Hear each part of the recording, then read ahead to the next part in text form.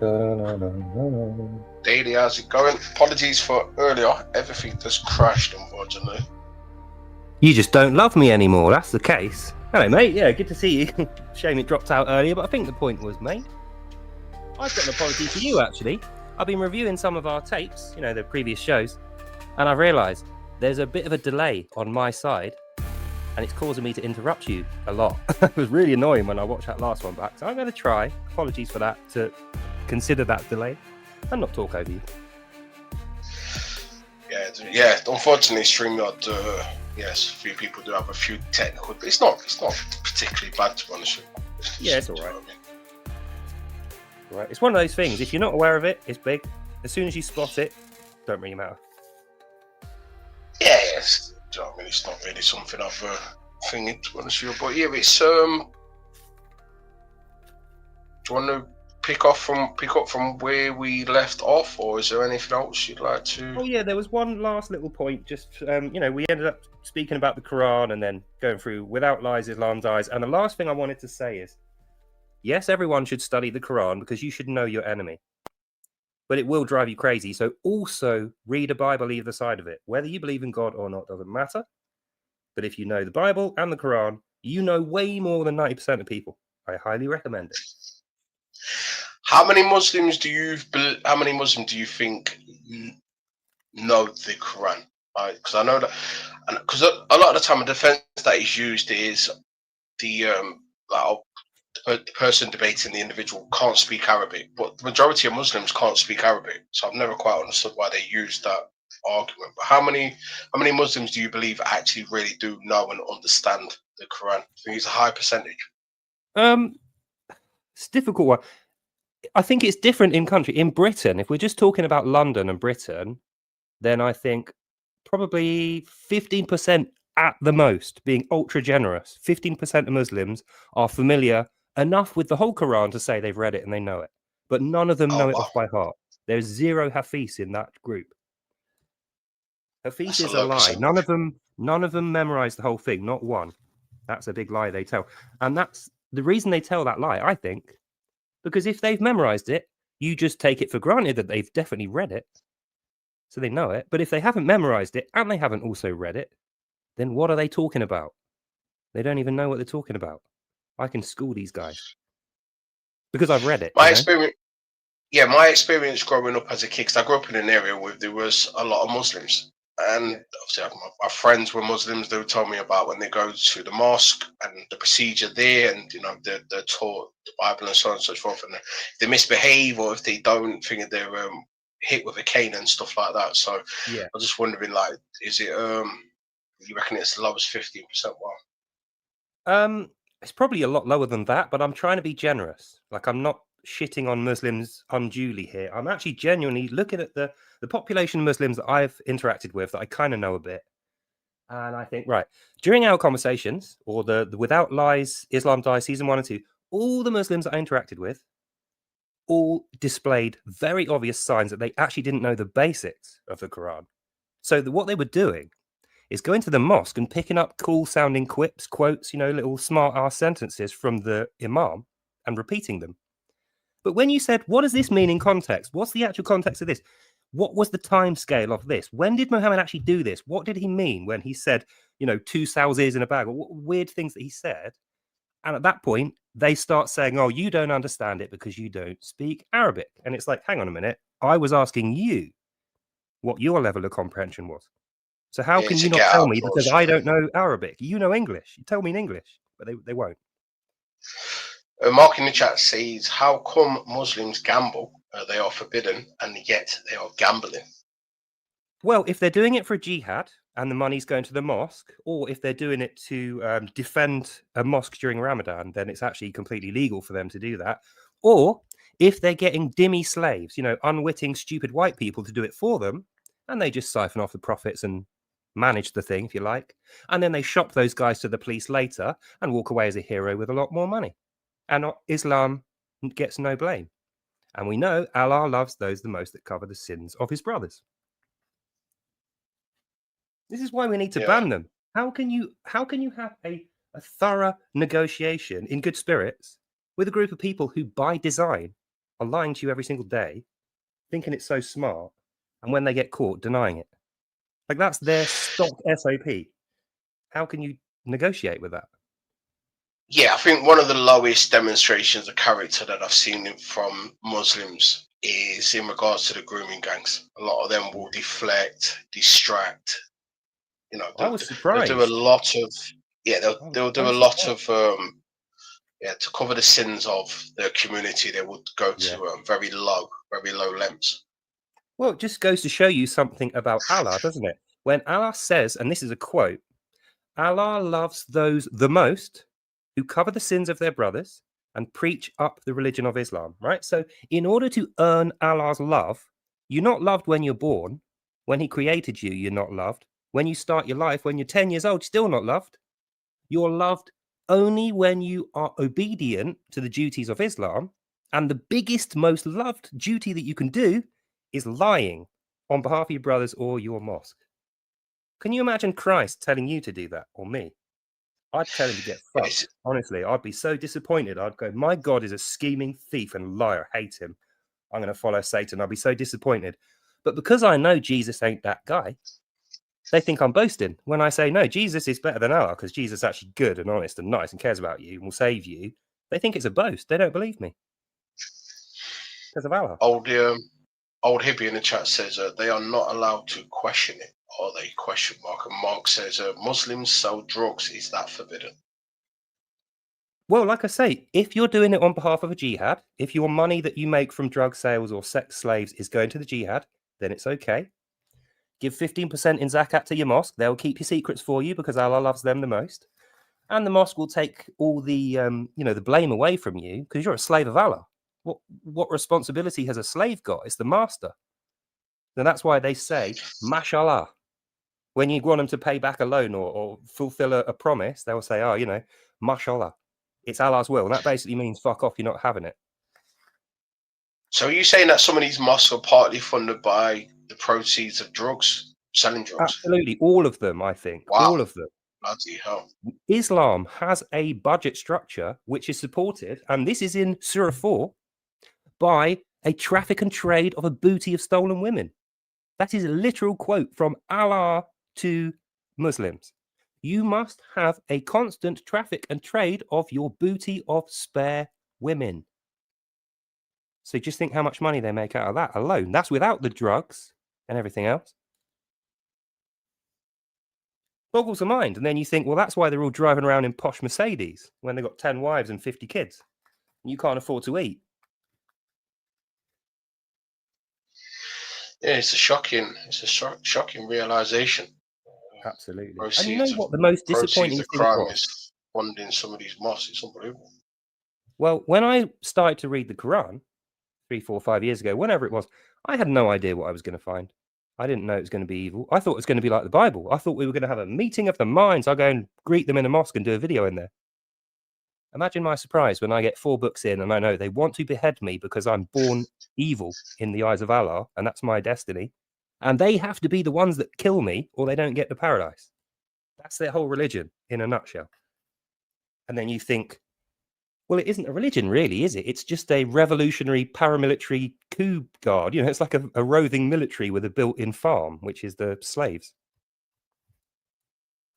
But they will never tell you that, because if they'd have said that on their immigration forms, guess what immigration would have said to you?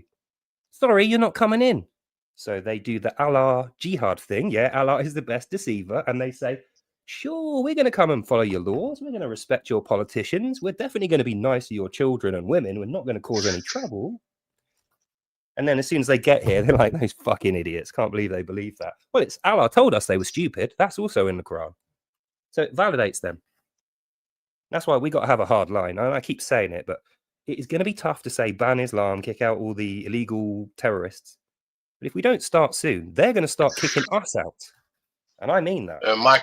Michael in the chat says Donald is denaturalizing and deporting in Minnesota. If the Americans can do it, so can we. Absolutely. Absolutely. Yeah, but the problem is that we face. No, but the problem that we face is they seem to not even have the want or the will to deport people who have come here illegally and committed crimes. They seem to struggle to deport those people. So we need someone in power who's going to be a lot more hard-lined. And well, think about it, right? If you're Keir Starmer and David Lammy, if you deport 0 people, that's exactly what everyone expects. No more criticism than you usually get. If you deport 100,000 illegal immigrants, all the families of those immigrants, all the lefties, all the mosques are going to dive bomb you. So this government ain't the guys to get rid of immigrants. It's the next one we need to target. Thing in the chat says, quite sure what it says, anyone notice YouTube have taken down all the island protest shorts? Naughty YouTube. Mine are still up. I've not noticed that, but the ones that I have on my channel are still up. Yeah, I can't say I've noticed that, but I mean, stranger things have happened. You never know with YouTube. I mean, at one stage, they were so pro-communist, you couldn't even say something nasty about President Xi without your video getting taken down. I had like 2 weeks of videos took down for absolutely no reason and never come back up. So, you know, that doesn't happen anymore. YouTube's got better, but I can understand why you think they're hiding things from you, because they do mediate the feed. New person, sorry, mate. New person on the panel. Hello there. Can't see your name. Greetings. You're muted. You're muted. No, you're not. You're not muted. You're not. Hello, Muted. Annabelle. Hello. Hey. hello. How you doing? How are you? I'm just listening. You've come on to just listen. Should we grill her now? Because she's reluctant. Let's ask her personal questions. Embarrass the poor. It's the first time I've done it on YouTube. Yeah, it's Oh, good. I do it on X, but I don't know how I could. I didn't know I could do it. Well, with practice, it's just like a phone call. You will enjoy it. And there's less nerves. So what have you got to say to us then, madam? Pardon? What have you come up to say? What's your view on the Islam issue? How do we solve a problem like Islam? You can't. You can't solve it. You just need to eradicate it. You see, so now we're speaking in the right language. It's like, this is a tough decision. Nobody wants to be eradicating anybody. But if politics fails, negotiation fails, living side by side and segregation is the only option. That's not going to work. We're deluded if we think that's going to work. No, I'm saying when all of that stuff fails, what are you left with? You're left with what you said. No one wants to say the word, but it's like, that's what it is. That's the truth of it. Oh, I'll say what do you mean? What do you mean by eradicate it? What do you mean by that? It means like go back to the Salem witch trials. Just pick the Spanish Inquisition. Do what they did. Cut it all out. Yeah, I think you could have probably worded that a bit better. So what I think, you can correct me, Annabelle, if I get this wrong. You say Islam as a problem needs to be eradicated. You're not saying we should eradicate Muslim people. No, just get rid of them out of the country. Just the Quran bit of it. Yeah. See, that's what I said. That's the same thing that I said. Is there's no point going at the small potatoes. We need to root out the vine out the ground, and that's Islam. Exactly. So you need to salt the ground after it's been pulled up. Absolutely. Make sure there's no secondary battery that comes out. I'm sorry, but that's just exactly. I've got both the Quran and Muhammad's Quran, which made it so much more easier to read and understand. Yeah. I wish I didn't understand it anymore. You did the right thing, though. Like the last stream I did, I was saying, reading the Quran is so hurtful to your soul. It actually drives you slightly mad, makes you angry. Tommy Robinson's book takes all that pain away. It does, doesn't it? It's a thick book. It's a really hard read because it's so thick. But if you can get through it, you know more than most people at the end. I got 3 books in, and then my daughter told me to read it. You have to read it from the backwards or something. And so she's right. The later portions overrule the earlier portion. So if you only read it from the middle to the end, you still got the whole thing. It is disgusting. even at 95, they're saying, yeah, I'm not repeating what it says because it did make me quite ill reading it. It's not good. This is what I was saying. It's a completely different cultural attitude that we have, that they have. Like, if I met someone in the street and they robbed me at gunpoint, I wouldn't spend the rest of the week thinking I need to go and kill that person. Oh, God, no. But in the Islam community, revenge is part of the law. If you don't do it, it's like you've killed the whole culture. That's how it says it in the Quran. If you don't take revenge through killing someone who's killed a Muslim, it is like you've killed every single person on earth. Yeah. And so that's how important revenge is to they them. call It's more to important arms than as everything well. else. Sorry. Sorry. I was just repeating the thing about how they make out like, oh, yeah, it says in the Quran, if you kill a man, it's like you've killed the entire population of men. But they've chopped half of the Arabic out to say that. The real thing says, if you don't take revenge against a dead Muslim by killing his attacker, then if you don't do that, it's like you've killed everybody. So revenge against one man is more important to Islam than the entire population of humans on Earth. Annabella, if you want to turn off your camera down at the bottom, next to where you can see like the microphone, it's next to that. If you press that, it should turn off your camera for you. You can see it. Aha. There you go. Sorry. No, it's up to you if you want it on or not. I'm just like whether you feel more comfortable. Do you know what I mean? That's what I just. Yeah, we were just going to say it's not like we're not getting sick. It's not a requirement. It's not a requirement, but yeah, I'll just letting you know. All right. Thank you. That's right. Well, you're lucky you don't have to look at my ugly mug. I'm telling you. So yeah, back on topic. Back on topic. If we're going to have a country where the population are too scared to even say that we need to get rid of Islam 100%, then it is a very difficult task. But what I think is if enough people say it enough times, repetition equals results. Everybody needs to say, I don't care if it's difficult. I don't care if the government disagree. I don't care if it's unpopular or people are going to call me names. Britain is more important than Islam in Britain. So if Islam in Britain is ruining the culture, get it the fuck out. Start now and we'll do it slowly. What is the biggest problem you think faces the United Kingdom right now? Mosques. Annabella. Mosques. The mosques. Mosque. Yeah, because call to Friday prayers, and they come out and it's Luton just goes. You have to see it to believe it. You really do. They're not supposed to drink, for goodness sake. They're not supposed to do all this stuff, but they go out there, they're doing drugs, they're chasing after young girls. Calm down. Would you say it's become more of a gang than anything else? Yes. One of them goes having a little wander around, he gets a squeeze, and he rings his mates, and they all go and have a little squeeze on her as well. So it's a 5-up. Absolutely, that's disgusting. What is wrong with people? Yeah, it's disgusting, but it's happening.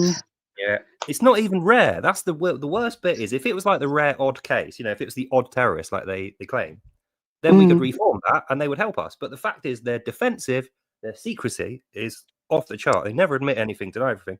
And the secrecy is, I think it's just vulgar. It is. Where they keep all this. Yeah. And you think with you, imagine if you have like 3 sons and 3 daughters, and you're all Muslims, even though you're the mother and those 6 are your children, every single one of them is above you in the hierarchy. You're the lowest. Oh, gosh, yeah. And that's if you're the first wife. If you're the 6th wife, you're basically nothing.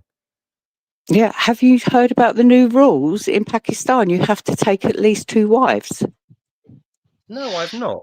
It's been made law. I can well believe that.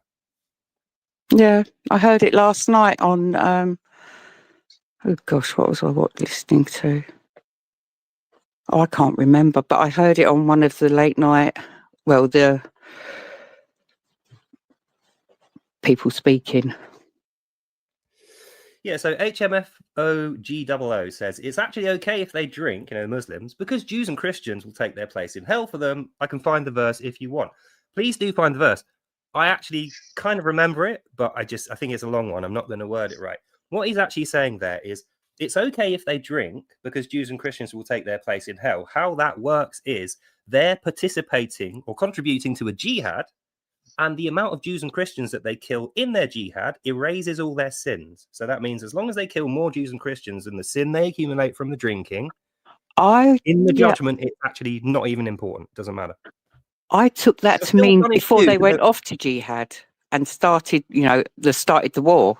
I didn't think that meant every day.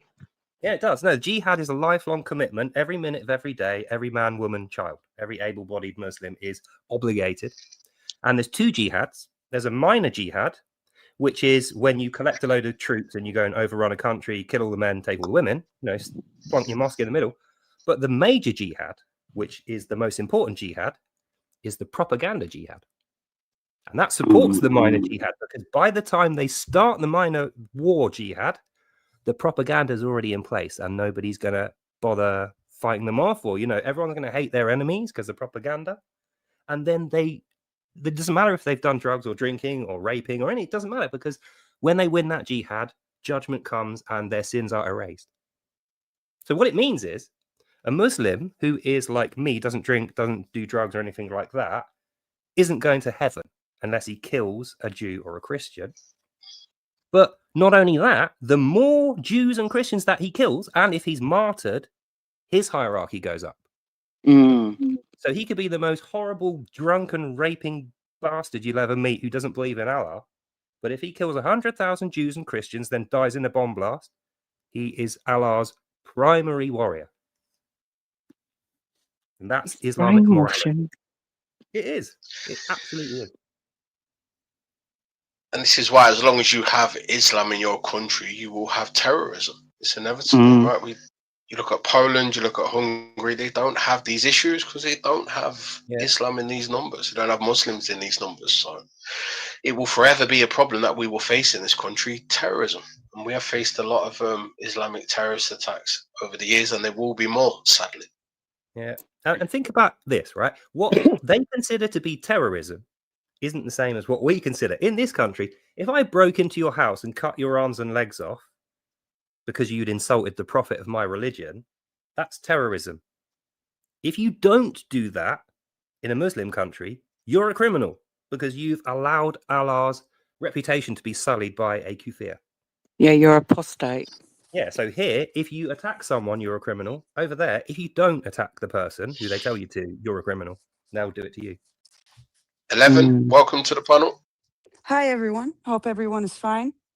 Hello there. Nice to meet you. Yeah, nice to meet you too.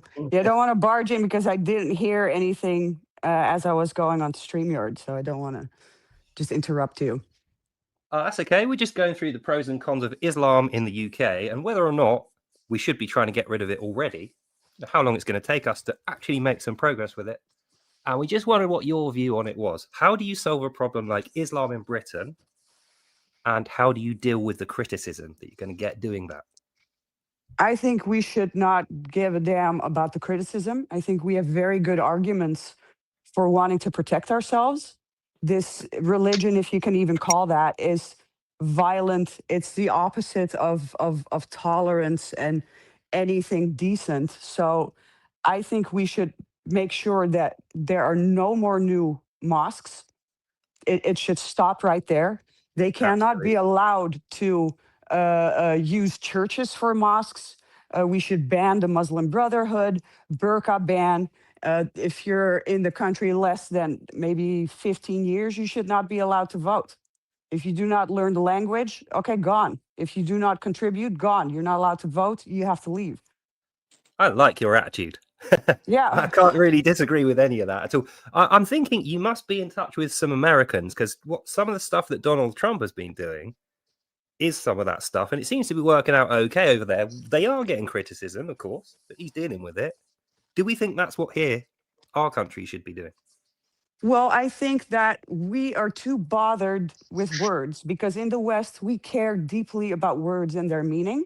And we do not like to be called bad names.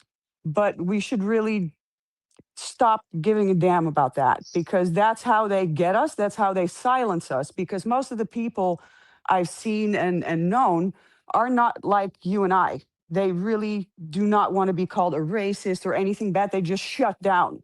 And Yeah. maybe they even start talking with the mainstream, which is not good at all.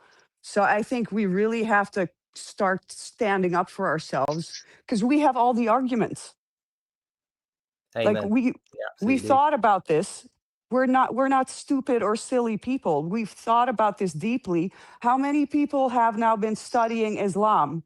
It's not like we're pulling this out of our asses. We're just saying what's in their book, and still we're being disbelieved, which is incredible.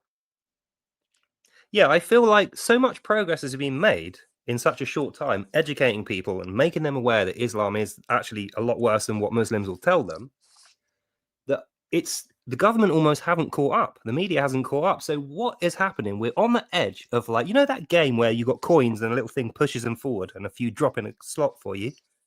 It's like that. All the coins are right on the edge. That's us. We know about Islam. We're the coins on the edge. It's going to take a little push for us all to drop into that coin slot, and then the conversation going to open up. We're Yeah, going to be we're going to be loving it when that happens. we have to stop being afraid of words. We have to be like Rupert Lowe. He has Yeah. the arguments. You have nothing to fear if you thought about it. And if you listen to other people as well and consider what they say, and what they say is nonsense, you should be able to say that. And you should say that. Yeah, that's true. Oh, and that it's gone now. There was a message up on the screen a minute ago with Surah 551, and it said, this is the Arabic one. It's not the one that you saw. This is the Arabic translation. Quran 551 says, "O ye Muslims, do not ever take as a friend, guardian, associate, or a protector any Jews, Christians, or Zoroastrian, for Allah does not guide these unjust, evil people." Yeah, And then we're the second evil. bit after that says, if you do, you will be treated like one of them in the judgment. So there's two threats there. The first one is, don't think being friends with a Jew, Christian, apostate, atheist, pagan, Buddhist, anyone else is a good idea for you, Muslim, because it ain't. You will get punished and killed. But you have to actually pretend that you want to be friends with them and then be horrible to them. And if you're not willing to do that, we'll treat you like them. So we'll kill you and torture you and kill your family. Yeah, That snakes is in the grass. literally, that's like, can you imagine if we're reading the Bible and I say, oh yeah, Luke 3, let's go to Luke 3. And we go to Luke 3 and it's like, right, Jesus says, cut the arms and legs off your enemies and then paint the town with their blood. And, you know, just, that's not a religion, No. is it? That's a military doctrine that's like, right, this is how we capture places. These are the people we take as prisoners. Well, one other thing, if I may, that I think is very important is that obviously, be it in the UK, the US, or in Europe, we're very much divided. Partly because we're so afraid of words and to be called bad names, blah, blah. But I think it's very important for us to find our confidence and know our enemies as well as our allies. And I say this because I'm all over the internet. I've lived in multiple countries. I speak to people, all different types of people, and I've been coming across a lot of people who, Christian people who are like, no, it's just the Christians against the rest. If you're an atheist or a pagan, you are also not a good guy. And I know that the left is full of crazy, crazy atheists, but there are a lot of people who are not crazy, and we're natural allies. Pagans and atheists are being hurt as well. We're not all uneducated. We're not all hateful, crazy, lefty people. So please keep us together. We have to bond together in order to stand a chance against the Muslim bloc. So if you don't mind me asking, what do you do for a living? You speak very well. You have a kind of speech talent there, don't you? Have you done that for work or something like that? No, I'm really into history and literature and mythology, so I just read a whole lot. And Oh yeah, I keep just up think the that good work. I like culture is just very beautiful and interesting. And I think if we compare our culture or cultures to some other cultures in the East or in Africa, for example, I think that we are the most nice and tolerant ones. So True. I'm deeply offended every time we get an attack saying otherwise. Yeah, it's exactly true. And you know what? It's so weird how it's almost like a microcosm of Israel and Gaza. That's exactly how Israel feel. They feel like, why are these guys constantly giving us all these false accusations, setting us up to look terrible? They want to. They're more interested in ruining our reputation as Israel than they are being Exactly. alive and breathing. Like they'd rather die and have us look bad. Yes, and You think, there's how is so that? much. Excuse me. No, you go. Well, there's so much misinformation or contradicting information about Israel that it is hard to know what is true. But I really do see them as allies. We have a similar enemy. Well, you've not met me before. Let me tell you a little bit about me. I used to be an atheist myself. I used to be a vegan lefty, a very, very Yeah. mouthy, vocal atheist. I had 30,000 followers on Facebook. Hmm. And I was making the case that God was a delusion. So now I'm doing this. I'm like the most ferocious zealot of Jesus you'll ever meet. So to say atheists and pagans are our enemies, that's completely not biblical for a start. But like you say, these are not our enemies. Jesus said, he who is not against you is for you. Yeah. That's Jesus that's saying that. So what he's saying is, if they're not wanting to kill you like the Muslims, probably they will end up being your brothers. So be nice to them now, because that's up ahead. Well, what I think is happening is very understandable. I think a lot of people all over the West, on the right side of the aisle, are very, very frustrated. They feel hopeless, they feel unseen, and all sorts of things like Yeah. that. At Oh, some that breaks point, my heart. yeah, but some people just snap, and then they're like, okay, everybody has to go. Everybody is my enemy. That's the point when you start cursing in a discussion, when Yeah. you just don't know how to deal with it anymore. You can't discuss like a civilized person, and then you're just like, okay, well, you're a cunt. That's not helpful. That is an excellent analysis, I've got to say. You fucking nailed that. So Thank what I you. think is, right, when we're thinking about how we interact with pagans and Buddhists and Sikhs and everything else, like you say, it's a little bit more strained now because of, some people think, oh, everyone's against everyone, so I'm just everyone's enemy.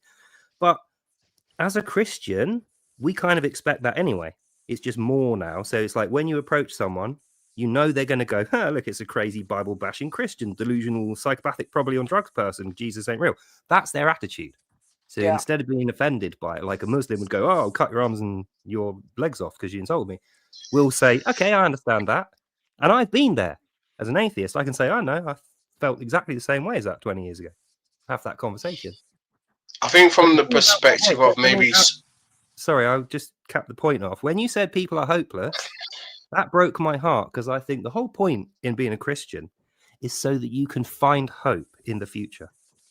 So all these hopeless people, they're actually faithless is why they're hopeless. So we can help those guys out. Yeah, I don't know if I agree with that. he's trying to convert you. No, I'm not. No, I'm not trying to convert you. I'm just saying. I'm just saying. In terms of Christianity, because I am a Christian, I know if they're not against me now, then they're probably going to be for me in future. So that means I can put up with a little minimal bit of, unintentional insults or ridicule or whatever, as long as they're not violent. Yeah, but if you say that it has to do perhaps with just being faithless, that to me sounds, yeah, I cannot agree with that. Just like I cannot agree with the idea that if you are not a Christian, you cannot be a moral or ethical person.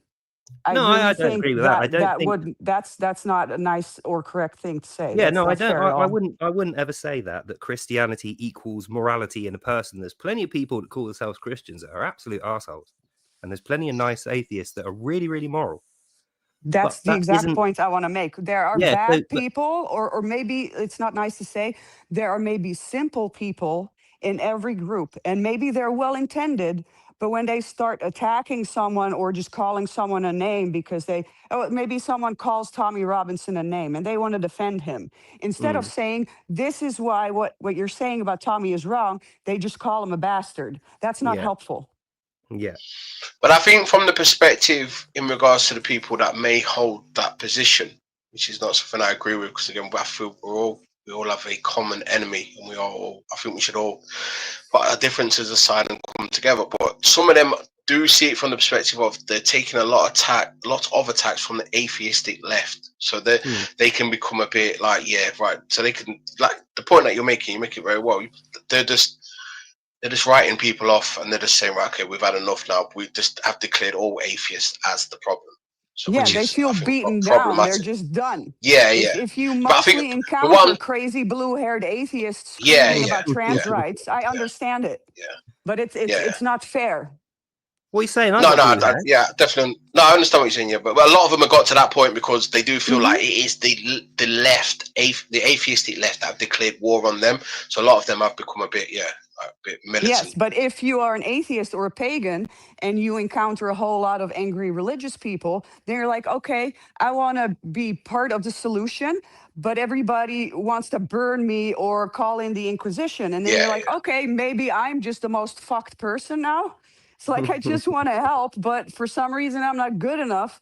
Like, don't deny your natural enemies and your natural allies, I mean. Yeah, that's true. So the problem we're facing here is two problems, really. The first one is Islam is not going to tell us the truth about all this stuff that we've just discussed. It's all true. We can all prove it. Like you say, we've got all the arguments. We just need to be confident to say them. But the other half of it is to think, right, internally.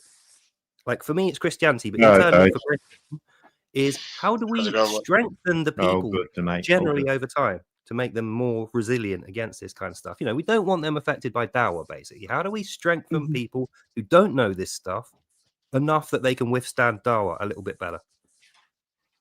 Well, I'm talking a whole lot, so just tell me if I need to zip it.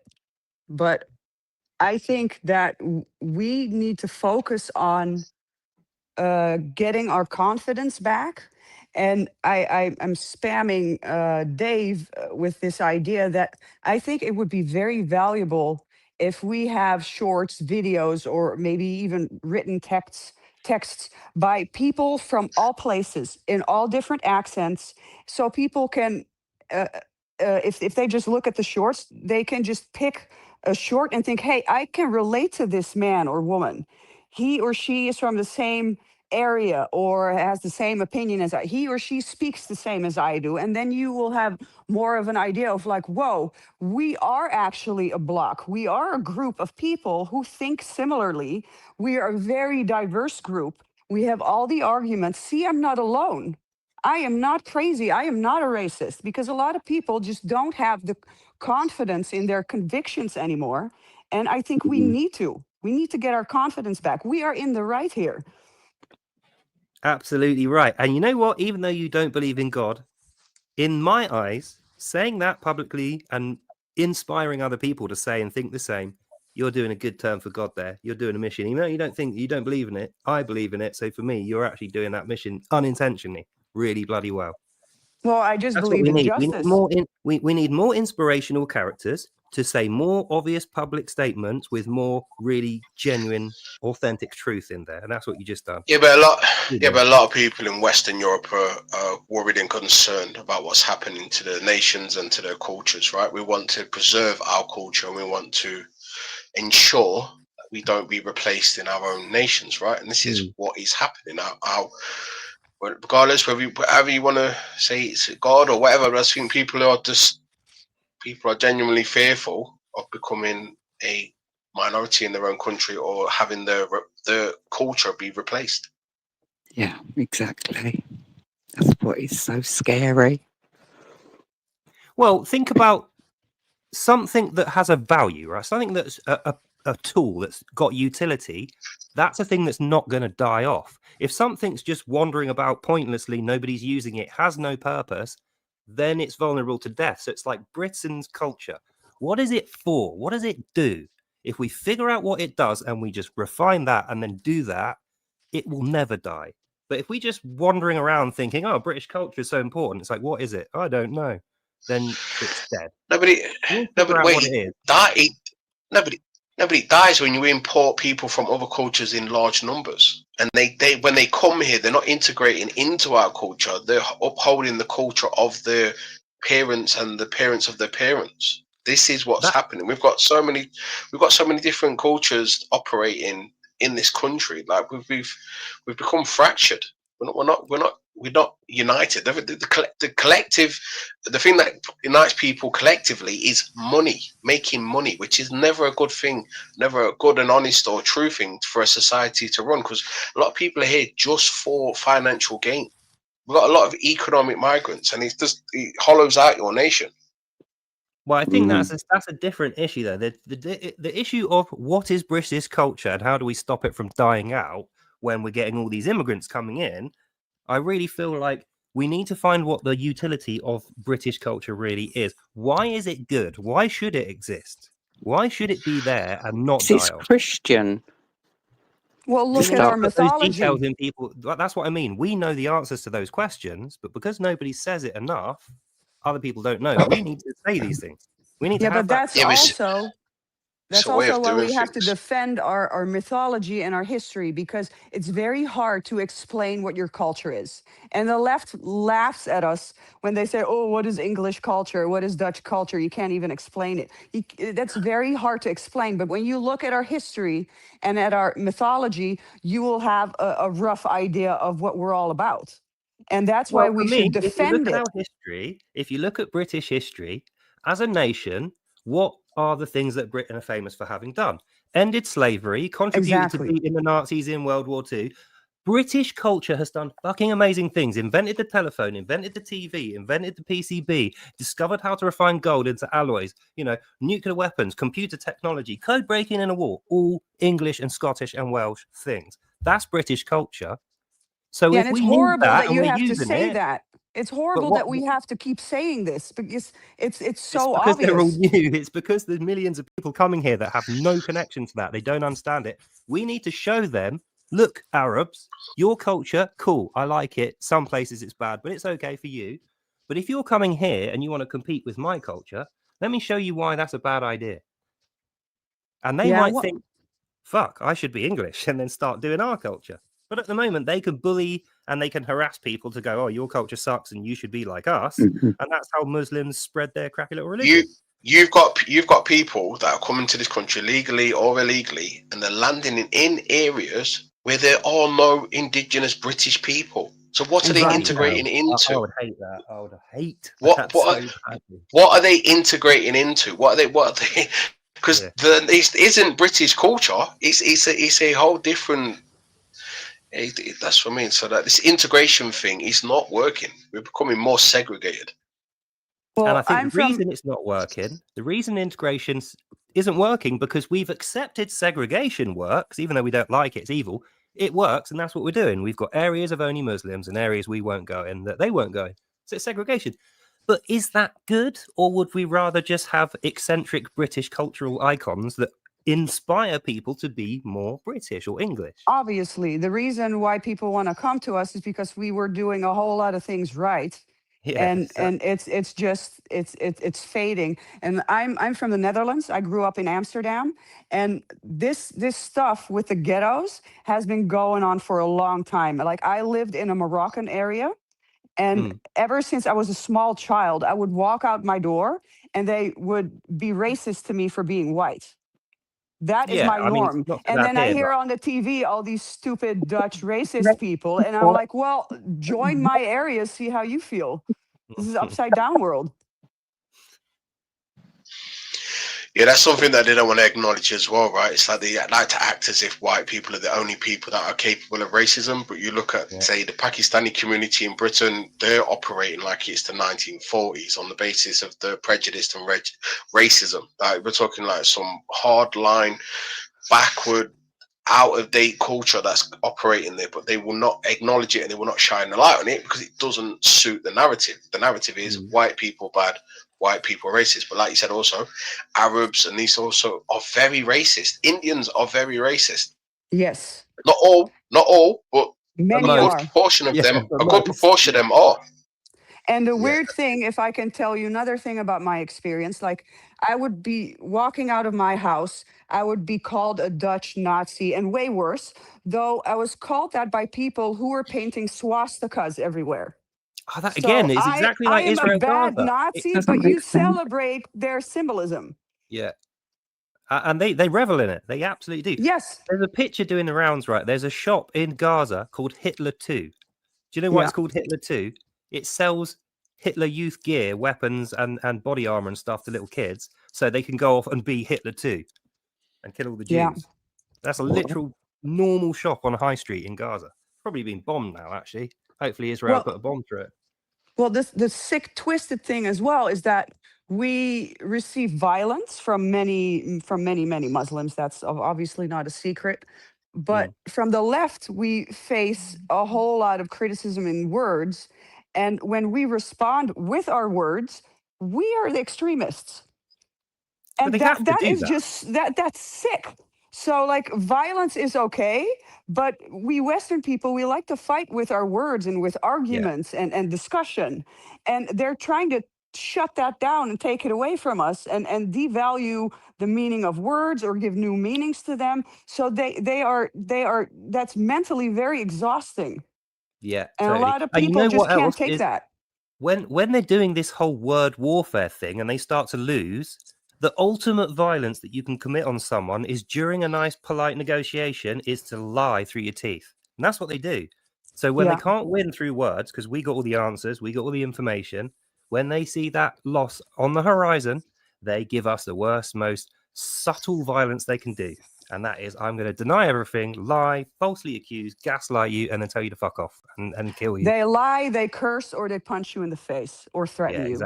exactly. And this is the thing about British culture. It's like, what is British culture for? British culture is the thing that stops that already having been in Europe. If British culture didn't exist, Islam would be all over Europe already. And I just think that's, it's a thing that we have, the stiff upper lip thing that people forget about. All these old idioms, that's what it comes down to. We don't let people fuck with us.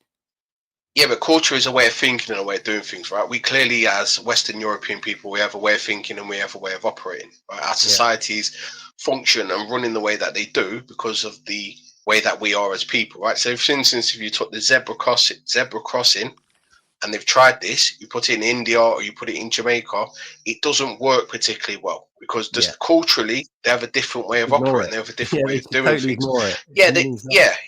Like if you was to risk yourself, because here we see a zebra crossing, we have the confidence to walk. If you tried that in Jamaica, you could more likely get run over. So absolutely. And it's like with please and thank you and queuing and stuff like this. These are standards that are slipping because people from other cultures, they don't adhere to those things. So to them, it's like in India, they over there, they think if you don't lie or cheat your way to get into the highest position you can, you're an idiot. Like it is a publicly recognized thing and rewarded thing. It's like when people come here from India and their credentials that they have. A lot of the time, they're not legitimate. There's a lot of fabrication on their CVs and stuff. So a lot of them aren't actually qualified to the point that we need them to be. But they've just faked the documentation to get these jobs, and that kind of behavior is rewarded in India. So the standards of our country is slipping, and we are being taken down to a level that I don't think any of us are comfortable with. Yeah, but on the stubbornness, like I don't know exactly how I feel about this, but I really think that overall the Western people are polite and we like to use our words, right? Like discussion, arguments, and so on. Yeah. But we want to work through everything through discussion, but you cannot discuss or negotiate with terrorists or with psychopaths. Thank you for someone saying the quiet part out loud. That's what everyone used to think. Our government used to say that. We will not negotiate with terrorists. And then in the 80s, they were like, well, let's try negotiating a little bit. And it's just... Yeah, we keep trying to do this. And why would I try to think that in discussion, a psychopath or a terrorist all of a sudden will become reasonable? Yeah, it's just not going to happen, is it? So I don't know like, how else we can do it, but... I feel like... But that's what the left is doing, right? They think they can liberalize Islam. and it's a Yeah, dangerous no, I was game. going to say what they're effectively doing is saying, even though we have a good background of Neo-Greece democracy, that's the political basis, and then underneath that we got Christian morality, so that's where British culture starts. But more recently, they're saying, no, we're throwing the Britishness away, we're throwing the Christianity away. It's like, what you got left? Nothing. That's going to die. And then to try and fill the hole, they're going, let's put leftism in, let's put diversity and Islam in there, and it's a fucking mess. That's Well, the I reason really why British feel that culture is we're at war. living, it's a feudal system again. It's like it used to be us peasants against the nobility and the kings. Now Yeah. it's us peasants or working people against the elite, like the stuck up rich people, the highly educated people, and the Muslims, because we're working our asses off. And migrants and elites are Yeah. just like putting Yeah. their hands in our pockets. Yeah. And Well, it's how is even this worse not a than feudal that. system? It's actually worse than that. What it would be more like is, because we're all peasants, but we're doing pretty well for ourselves. It's now all the peasants are basically mini nobles. So we're all mini nobles living like a halfway upper peasant person. And these Islamic guys are like invading forces, but the king and his troops can't be bothered. So they're taking the easier option, which is restraining us because we're polite. So that's the Well, destruction I of wasn't a the state peasant doing the in destruction. feudal times, but like maybe at least what they had or what they earned, maybe that was more stable than what we have now. Because our I can't think of the words, but our current situation is getting worse and worse and worse. It's not stable.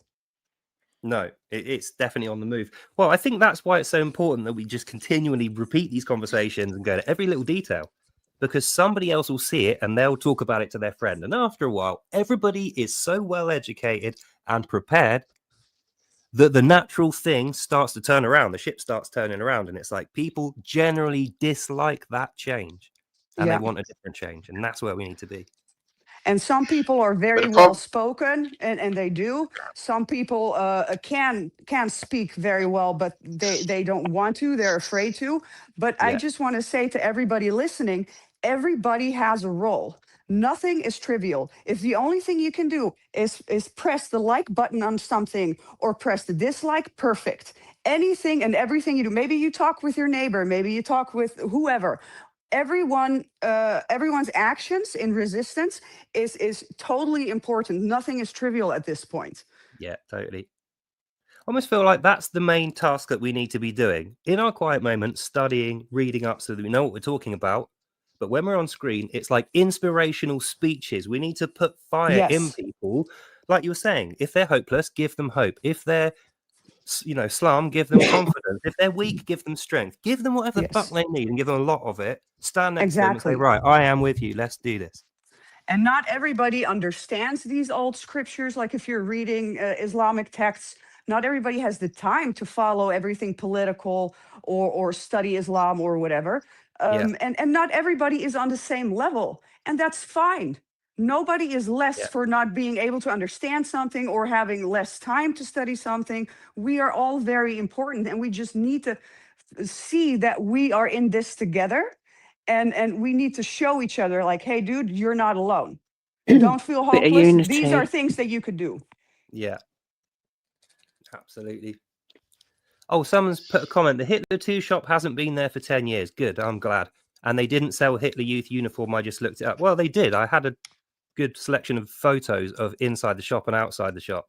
And that's basically what was in there. And, generic kind of goods you'd buy. So there was a reason why it was called Hitler 2. Like, they knew what they were doing. They didn't just accidentally call their shop Hitler 2 and then have 2 Nazi uniforms on mannequins outside the front. That wasn't just by what accident. what is this? I've never The heard of Hitler this 2 before. shop What? that used to be in Gaza. It's gone now. Apparently 10 years Oh ago. wow! Oh, in Gaza. Yeah. But anyway, we're getting. I shouldn't have said that. I just thought we're getting off the point. Right. So, British culture. We got to that bit. How do we make it survive? Is we put it in the forefront of people's minds and we get them to actively use their words, speak, defend it.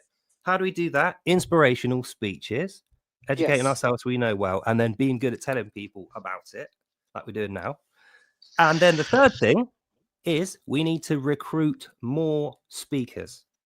We need to Yes. find more people such as you, good lot, and me, and set them up and encourage them so that they make videos, channels, whatever. Yes.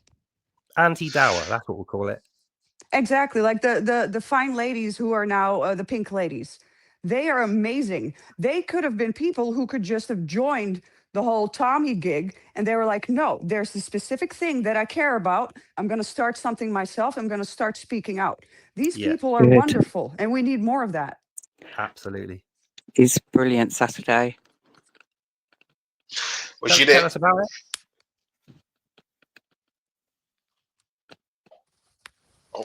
Annabelle, Sorry, pardon? was you there Saturday or was it? Yes, this yes. evening? Oh, I was nice. there. We finally got there about 1:45. It was just mayhem in the rain and stuff, trying to park, and we wasn't going anywhere quickly. We were just stuck in traffic. But we got there to have a chat with the ladies and take names and, you know, phone numbers and stuff, and make sure that we're at the next ones. It was good. I enjoyed it. Was it? Someone said yesterday it was in Nottingham. It wasn't, was it? It was in London. No, it was Chelmsford Yeah. in Essex. There was one in Nottingham. That was a few days, was it? So being practical, someone said when that. you're there, when you're there next, do you go on your own or are you going with like a couple of friends as a party? It's me and my daughter. It's our Okay, so thing. there is a reason why I'm asking you these intrusive planning questions. If you're with your daughter, maybe the next time you go to one, keep an eye out for people that are cool that like you chat to, and say, you ever thought about like having a YouTube channel or being a guest on it? You know, try and recruit people into it. Like we can make this pool of people bigger and louder. We can really push this. This is the right time for it. So I'm thinking that's a perfect opportunity for recruitment. One of those things. Oh, like it's all good and well, but sadly, so far the government's not listened. So we need, you know, we don't need government. That's why we have to become louder. Radical has to happen. Bro, don't we're going need a after Government to hardcore knives. listen, I'm afraid. No, I'm on about in regards to the issue with illegals being moved into people's hotels and the. Don't even get me started. That there was a young lass. She was homeless on Saturday, and she was there. She came up for a bit of support as well, and she was homeless. She had no money. She had nothing. She said, and there's all these immigrants coming into like 600 of them arriving overnight, and like taking up lodgings in the RAF bases and HMOs and God knows what else. And I'm homeless and hungry, and they're getting 3 meals a day and from taxpayers' money. It's wrong. It doesn't make sense, it is does it? So it makes no wrong. sense. Wrong. They've got all, they have all they have all this money for men who have never contributed anything into the system here. They've got never-ending bottomless pit of money, but they've never really showed any want or will to actually solve the homeless problem in this country. But with the money that they spent on illegals, they could have solved the homeless issue 10 times over. Yeah, absolutely. Yeah, we spit on our veterans, but like some crazy undocumented violent freak gets all our cash. Yeah, it's so wrong. You know what, though, when you're talking about veterans and actually just a lot of kind of 50s to 70s age people, even though they're a bit of a pain in the ass to get to know and they're difficult to kind of work with, if you can get through to these people, they become the strongest, most like solid speakers. Like there's not many of them around. We need to recruit those people as well. I know 2 or 3 guys who they're off doing all this cool stuff, and I'm looking at them like, wow, if I'm doing that at 60, I'll be pleased. You know, like I was an idiot until like 10 years ago, and by the time I'm 60, I'm going to be like brain dead in a bed somewhere. And it's this guy's literally like Superman. So I'm thinking we need those like older generation ones. Yeah, I was brain dead up until about 15 months ago. Until I had my daughter stopped me watching the BBC and stuff, and then I turned to YouTube and other places to find out what was going on without actually watching the news. And then I discovered exactly what was going on, and it wasn't all like peace and love and fluffy things, and oh, there's been a murder, and oh, there's this, there's that. When you actually find out what is actually going on, Yeah, and that just it's hell in a underlines. handcart, really. Yeah, but that just underlines that nothing is trivial because your daughter did a wonderful thing. You can talk to one person and it can change everything. Yeah. My daughter belongs to a collective, so she's already got half the girls on side, and a lot of the lads have said that if they want to come to the next protest or one of the protests in Luton, they'll come with us, like to back us up, just in case anything Brilliant. happens. Brilliant. Yeah, it's good stuff. How many on the panel believe that there's such a thing as a moderate Muslim? Oh, that's a hard one. No. Oh, I can don't answer think that. they are. I can definitely answer that. So think of any other type of threatening, like possibly violent person. Okay, let's make it a rapist, right? Can a rapist be, not raping someone? Like, could you sit in a room with someone who's a rapist and perhaps not know that they're a rapist? Of course, yes. Right? You'd be okay with them. So that's them being moderate. So they can be moderate when they need to be. So I don't think, a moderate Muslim is particularly good defense when we read their Quran. It's like you can be moderate about what's in your book, but if you call yourself a Muslim, you believe this stuff. So that's deceitful. And what's in this book that you believe is evil and criminal. Well, I've got a very simple remark about So you this. believe there is no such thing as a moderate Muslim? I No, don't I'm think saying there is. I'm saying all human beings, not just Muslims, everyone is able to moderate themselves when they need to. For instance, to kind of deceive someone into thinking you're nice. But being able to do that readily is not a good defense against me saying Islam is an evil ideology based on what's in your Quran, and you believe that stuff. And part of your belief is we need to all be killed by you so that Allah can come down and give you paradise. At very least, they condone or they are complicit. But let me ask you guys this. The role model of all There is no Muslims, such thing as a moderate Muslim. No, there's there no isn't. such thing as a moderate Muslim. They all follow the most sorry. perfect I'll answer that guide. next, Ron. Who, I'll answer that next. Thanks, Mike. Muhammad is the most perfect role model, right? Was Yeah, he a totally. moderate? No, that's exactly No. right. But My if he was dad in the room said, if he was in this conversation now, And then he I'll would be explain moderating why. himself so that you would like him, but then he'd go off and be exactly like you thought he was anyway. So that's what I mean. Saying I'm a moderate Muslim is just being polite about being a Muslim. It's like it doesn't matter what color of Muslim you are. That's like Yeah. It's saying, deceitful. I've got a nice. They can I follow please a quote my rank. dad? Yeah, Could sure. I please quote my dad? My dad said, there's no such thing as a moderate Muslim. He said, Yeah, they're all snakes. He said, just some of them are not poisonous. Yeah, exactly. Yeah, beautiful. And Muhammad Ali said a similar thing. He was actually talking about Christians. He said, some of them are good, some of them are bad, but the ones that are going to bite you, they're the ones that define all of them. So if they come knocking at your door and they say, all the snakes are coming in, don't worry, we definitely aren't going to bite you, you don't open your door. That's Muhammad Ali as a Muslim. Let me answer Rod's question. So, Rod, my answer to that would be that I do believe there are certain people that have been born into the ideology of Islam, and they do have their morals are better than the thing that they've been born into. So I think there are certain Muslims that would morally object to the things within inside of Islam. So I think there are individuals that would be labeled as Muslims who do have better ethics than the thing that they're born into.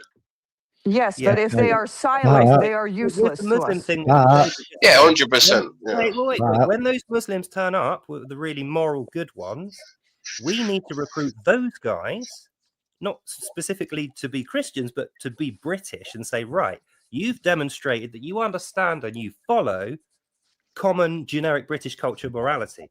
So that means you're not a Muslim. So you can tell people you're a Muslim, but nod and wink between each other and no, actually, you're not. You're just a coloured Muslim, a flavour Muslim. And that's fine because you're not practicing the actual evil ideology bit. I just find it hard to deal with the fact that you could devote your whole life and maybe even every part of the day of your life to this person that you don't know a whole lot about. Yeah, You it's, So cannot what's claim, the oh, I don't know, but everything I'm about is yeah? Muslim this, Muslim that. So Ron, do you want to elaborate on why you asked the question, or was there a meaning behind it, or? Yeah, well, a moderate Muslim cannot be Muslim. Exactly. Simple as that. true. You Right, cannot got you. be a moderate Muslim. There's no such thing. You'd have to become an ex-Muslim. Yeah. There's Apostate. Yes. no, So deceitful. When they're there's that no deceitful, you can't leeway. believe anything. There's no can you? leeway. There's no leeway at all when it comes down to being a Muslim. Yeah, it's like when they say that. It's like when they say the Taliban are extreme. No, the Taliban are just Muslims, and they're just following what's Exactly. in Yeah. the book. But even So that, if there's the no such Taliban, thing as if the extreme. Taliban were in this conversation now, there was a box that said the Taliban with a little picture. They wouldn't be shouting, "Oh, we're going to cut your head off. We're going to cut your head off." They'd be going, "Yeah, we're really moderate and nice. We'll be friendly to you. Why don't you invite us around for tea? We'll come and check out your place. Sit and have dinner with you." If you say no, you're racist, they'd be doing a jihad on us and making it look like, oh, we're just victims of circumstance. We're trying to be nice. So when people are that deceitful by the Quran's command, you cannot trust them in any way. That's the reason why I say Islam needs to 100% be removed, because by its own doctrine, they are not trustworthy. And that's not racist. That's a fact. But what use is a moderate Muslim? Let's think about what occurred on the 7th. All these poor people who were abducted and raped day after day. There must have been other people in these homes besides the rapists. Yeah, they're Like this, laughing at and them. this is not happening just in Gaza. This is happening all over the West. So what Well, in use some are you countries, as a it's legal. moderate Muslim if you see your husband raping a poor girl every day and you don't do anything about it? Then you're part of the problem. And the fact is, Sharia, the law of Islam, given to Allah by Allah to Muslims, that actually doesn't make that a crime. Exactly. No. And if that happens to you, if you're a woman, you get like raped by 3 random people on your way home from work. In order to make an allegation, you need to find 6 witnesses, 6. And they have to and be they all neutral, need to I be believe. male, and they all need to be male. They all need to agree to commit a sin effectively by not Yeah, if covering the these sins of men their were there, brothers. they would have joined Up in. to Like, that who point. are we kidding? Yeah. Yeah, exactly. And they think, well, we think that's terrorism. We think that's horrible violence and anti-women, horrible doctrine. For them, it's just culture. It's what they are. Yeah, a lack of You have to culture. program them out of that, and it takes years. You can't just import millions of them and expect they're going to be English and polite. It's like these guys come from a war-torn, disease-ridden, plague-festering, cultist, caveman country with like thousands of years of violence and discrimination. You can't just plonk them into London and think they're going to be okay.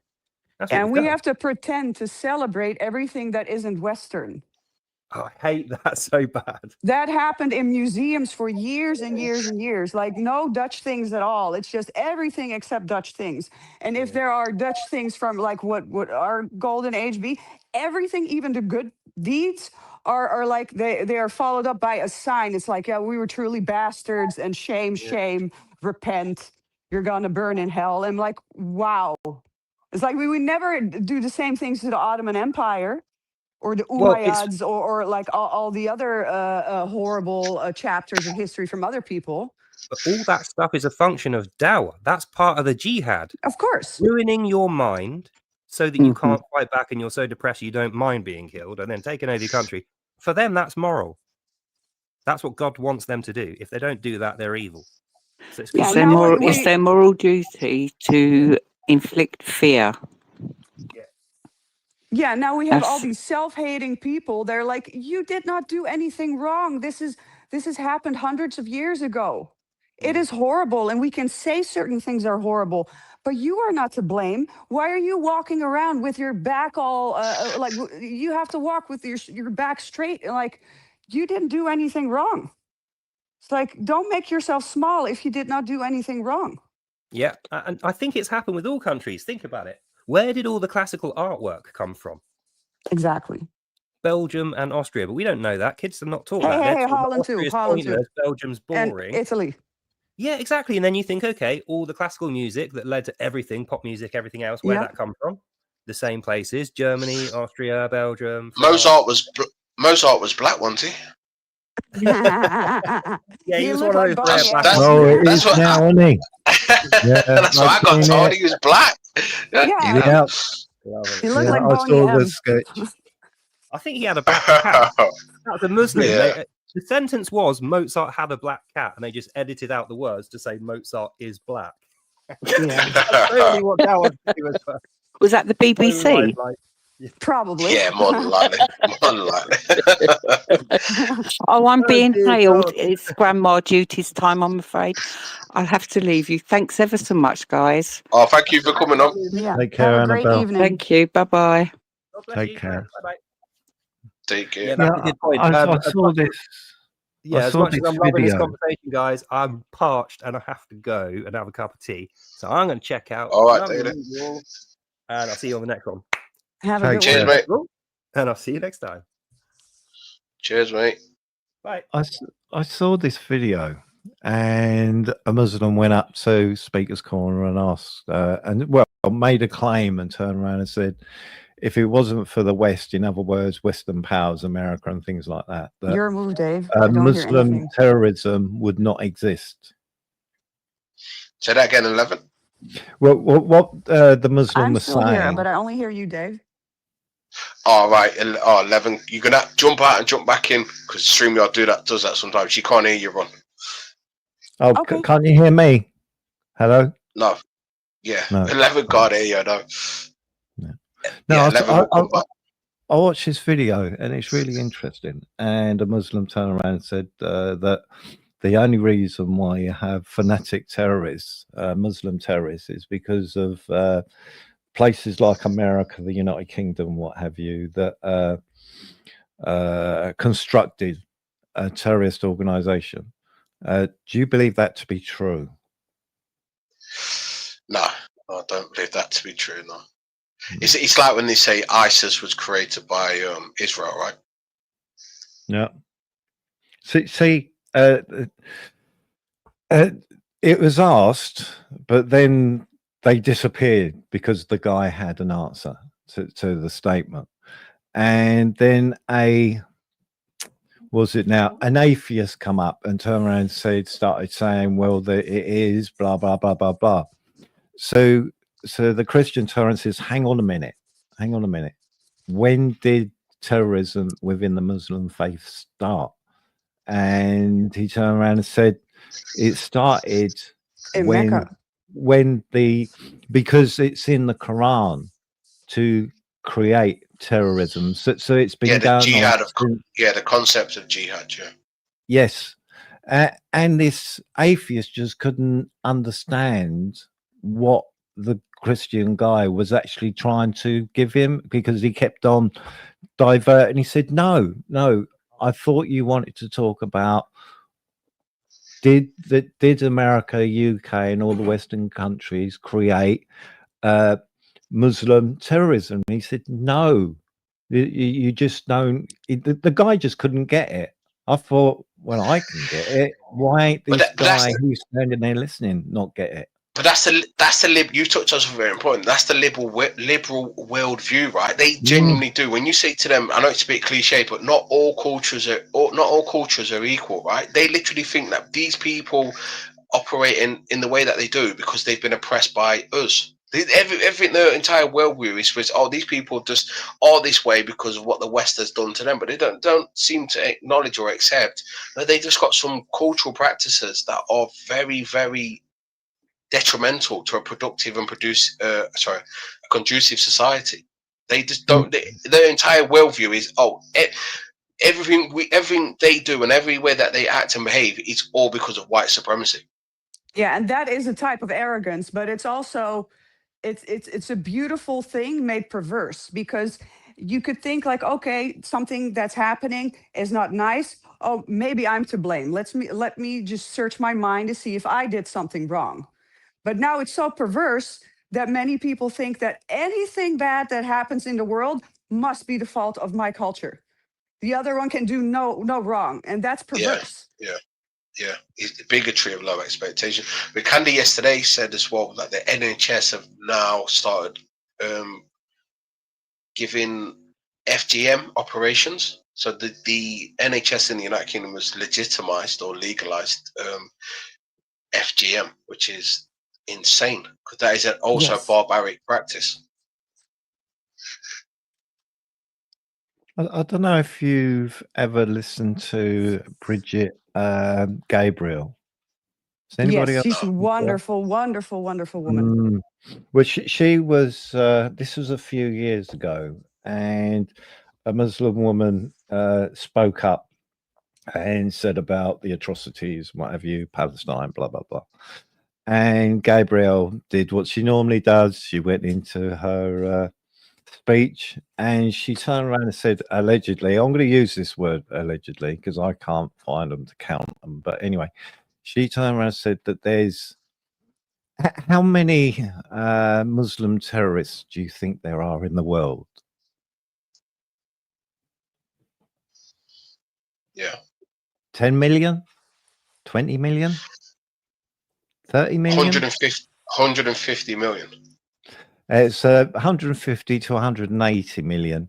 And this Okay, was a bang on, few. close. I was thinking they were on a run. Yeah, yours good. That's very good. But this was a few years ago. So you're looking at around about, let's say 200 million with 2 billion soldiers standing by. Exactly.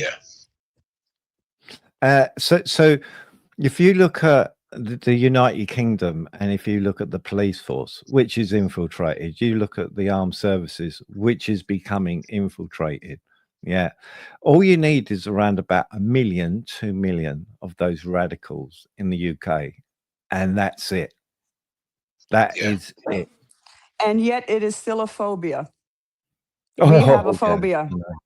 I So know. when I hear that word, I get so angry and I'm like, I don't understand how we have become so defeated in our mindset that we accept this.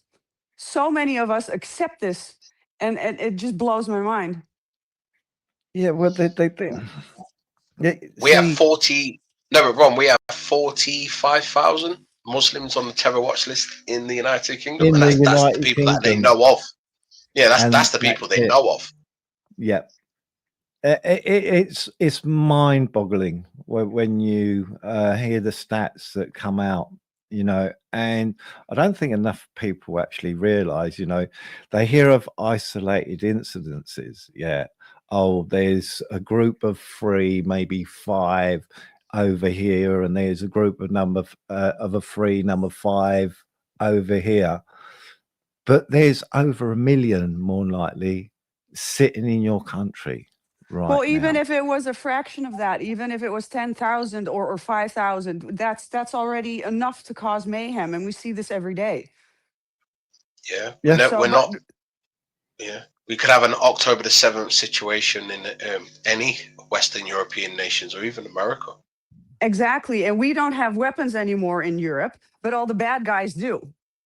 So if we're going to be sitting ducks, we might as well be very verbal and aggressive sitting ducks, because I wouldn't take that.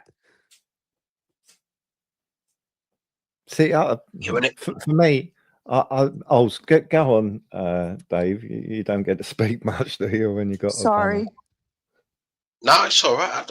I'm here to facilitate conversations. But I was just going to say, look, just think back to Charlie Hebdo. Yes, yes, a Yeah, cartoon character.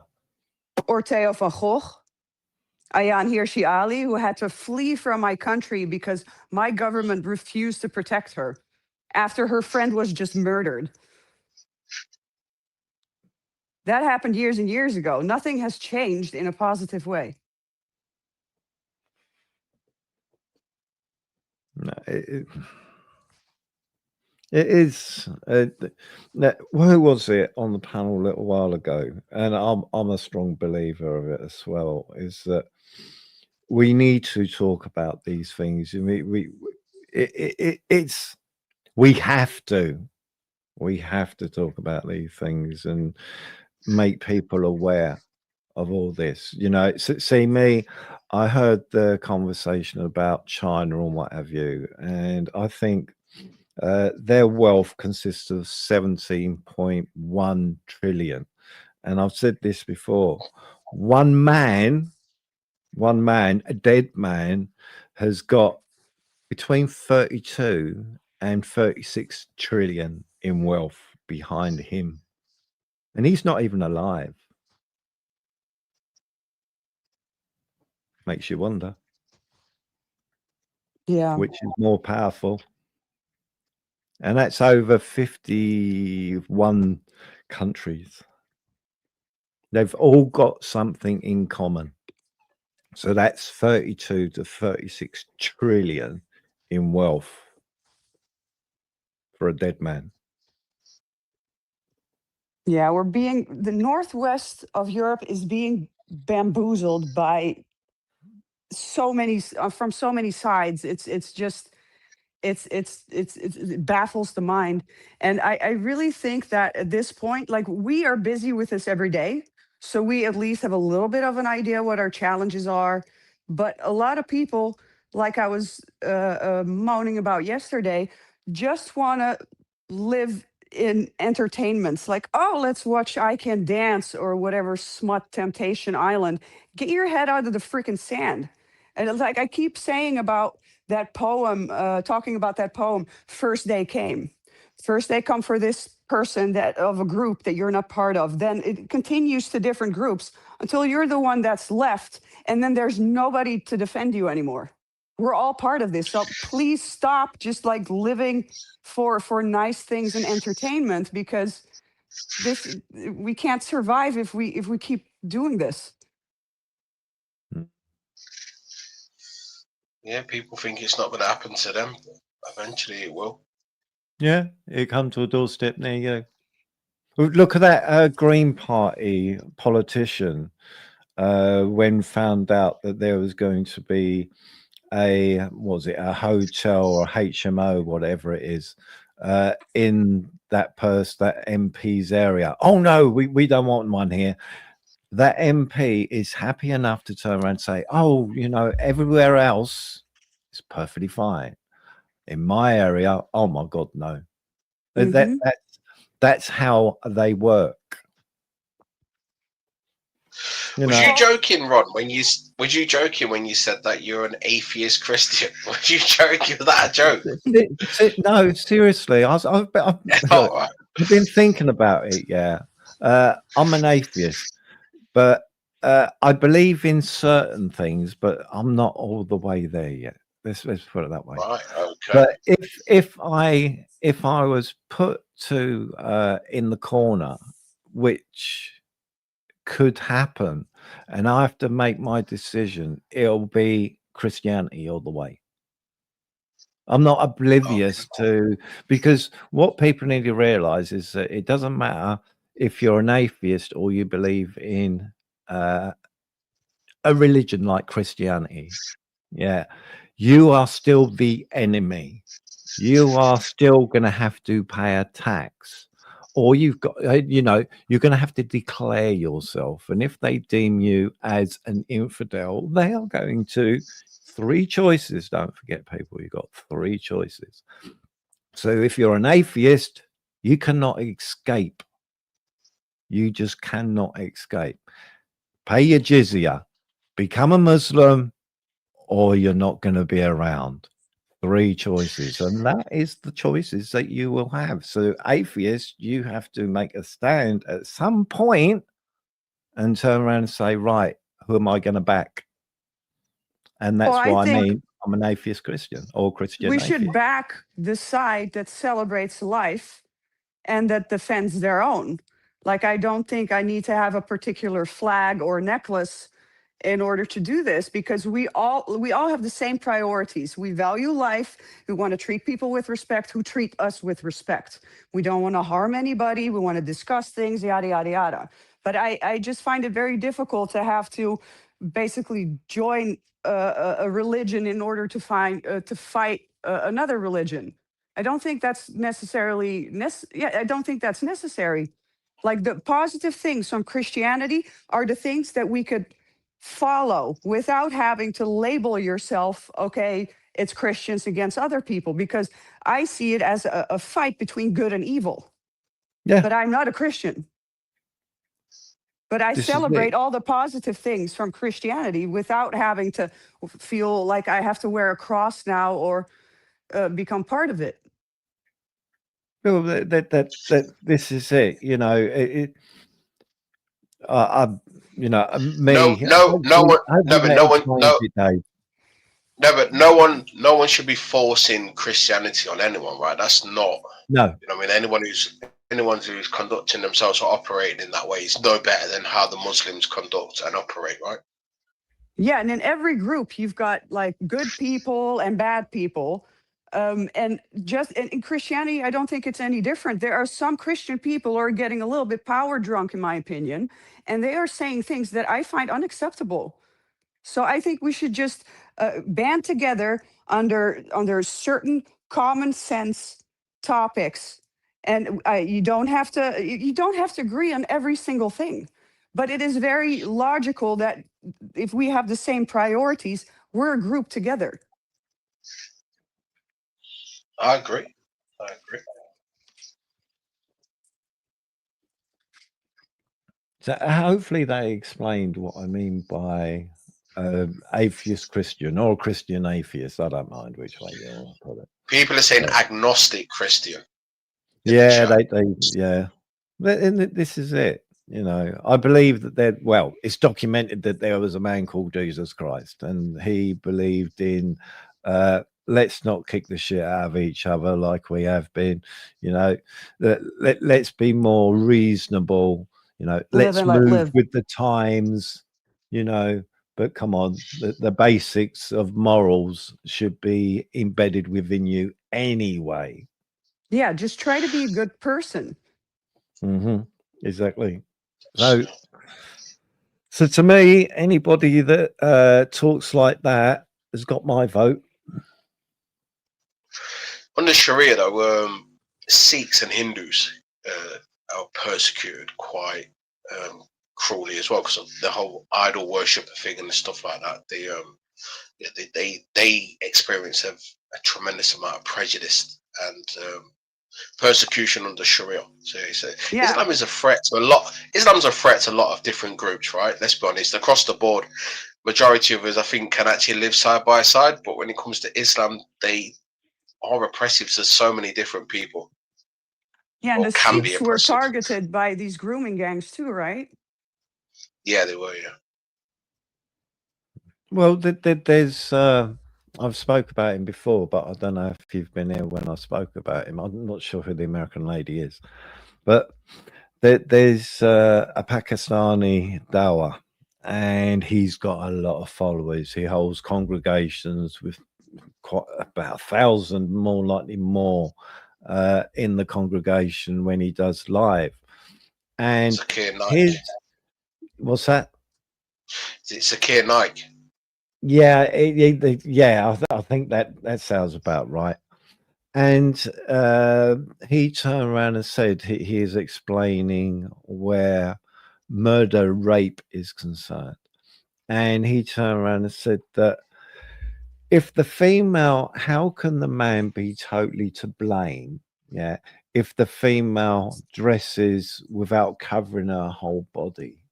So he is saying that the female is partially to blame for anything that happens to her, and that's worrying, and that does come into the grooming gangs. Is that they see these? Well, we already know that within the Quran there is passages which does indicate to child marriage, child sex, and all this sort of stuff. So by what he's saying, it's like he was saying that it legitimizes cruelty on a female just because of depending on what she's wearing. Yeah, it's sick and backward, isn't it? How It's a convenient is barbaric. that for those Definitely. men? Yeah, it's a Definitely. barbaric And way of thinking. let's be honest. I don't know if many people know this, but the only reason why the hijab, burqa, whatever it wants to be called, come about was because of Muhammad and his sexual urges. He's walking home sees a female dressed in a certain way, he's got sexual intentions, he goes home, and all of a sudden he's saying, oh, dress yourselves, completely cover yourselves, because you're giving men temptation. So in other words, what that's telling me as an individual is that this is every single Muslim male has got sexual urges 24/7. It doesn't matter if it's his partner or some person out on the street. If he gets sexual urges, that is sort of giving him the permission by Yes. people like him saying, well, you know, the female is partially to blame because she hasn't dressed appropriately. Well, I understand the message from Muhammad is that, or story of Muhammad is that he did not like other men looking at his property, as in his wives. So he was just a sick individual. Oh, And definitely. he knew that all of them were horny fucks, if you can pardon my French. And he didn't want all these bastards looking at his property. But this whole Quran and all the hadith is just a big a letter of permission for the men to do whatever they want because it's justified. You should not control your nature. It's perfectly normal. Here's your permission. Go ahead. But this is what doesn't make sense though, because you got the left pushing progressivism, and then at the same time they're facilitating and upholding Islam. When we know Islam's mentality towards women's rights, gay rights, all these types of things that is directly, you know, not conducive to progressivism. It really doesn't make no sense at all. These two being allies is so bizarre and it's so dangerous. Well, that's what has baffled a lot of people when you see these protests of free Palestine from the river to the sea and all this stuff, and you see the trans and the gay community walking queers for amongst them, Palestine, and you women think, for Palestine. do they actually know what would happen to them? Go to that country and find out if you're welcome. It's strange. Any Muslim country. Yeah, I find it increasingly hard to not see these people as retarded. You're welcome, Israel. You know, sorry, you made me joke. I wasn't expecting that. Good luck. Good luck educating or persuading your newest Middle Eastern arrival that progressivism is the way forward. Good luck teaching them that, because they're not going to have a piece of it. Well, you never know. It might be useful as part of a jihad, so they'll do it for a while and say that that's what they really want. Then when the jihad's over, it's like, right, we're going to chop everyone's heads off and go back to Islam now. Yeah, but they don't believe in equal rights for women for a start. It's like they don't believe in rights. Islam is a threat to women also. Islam is a threat to so many different groups. It's unbelievable. Yeah, but they don't believe in. Yeah, it hates half of all its followers. Like how weird is that? Yeah, it's kind of a tough life, isn't it, for being a Muslim? And I think that's why it's so difficult for us to understand, because we know our lives are easier. We are more productive. We have more wealth. We have less disease. I understand it. I understand why don't they just want to do that naturally? But they look at us and they're like, look at those evil, disgusting white devil demons over there slopping about in sin, pissing off Allah. Those guys are all going to burn like pigs in hell. And then it motivates them to kind of be more Muslim. Their scripture creates crazy people. So it like I really if this information is put into you every day, you're gonna think this is normal. We cannot comprehend how their brains work, but they're not allowed to question anything. Creativity isn't allowed. Critical thinking isn't allowed. Why do you think all their countries are shit? Because they're not allowed to do anything. They've been standing still since the moment they introduced this so-called faith. Yeah. And a lot of these countries were doing pretty awesome things before. Yeah, but it's a completely different universe. The way I look at it is like this. The way that we live here, like you were saying there, we got incredible achievements going on. And that's like collaborations between people, communicating. We've all got to be civil. Otherwise, that doesn't happen. So we're all civil all the time and it works. So that's our culture. Yeah, we want to grow and learn. They do not. Their culture is like, that's fucking evil. We hate those guys. Look at what they're fucking doing. They get really angry when they see us doing that. And then they read their Quran, and their Quran's like, right, go over to their country, pretend you're their friend, sneak in, set up a mosque, start doing Sharia, kick them out, chase them out of the home, kill them, whatever. Yeah, but how That's their logic is culture. it? How logical Hold is on it one to second. read? 11, sorry, mate. Blue in the chat says, I am Muslim. Would you like to join the panel? Blue, I'll give you the link. If any Muslims listening, if you'd like to come on and have a debate, you are free to do so. I wonder if Blue will come up. Blue, you should come up, mate. I Don't worry it, about. you know, Don't you worry never know. about. Well, no, as long as he's civil. You know, like we've Yeah. been. We disagree sometimes. If he wants to disagree with us, it's like fair enough. As long as he's No, civil. I meant from the perspective. I meant from the perspective of him actually joining, not on the basis of him joining. Just if he wants to. I Okay. said I would joking. find it very Dickhead. interesting. It would be very interesting to hear from a Muslim or multiple Muslims how it is deemed logical to read a text every day that you do not understand. Well, You don't even they will understand the say- language. Just what they will repeat say- it. What they will say is, but that's exactly what Jews and Christians are doing.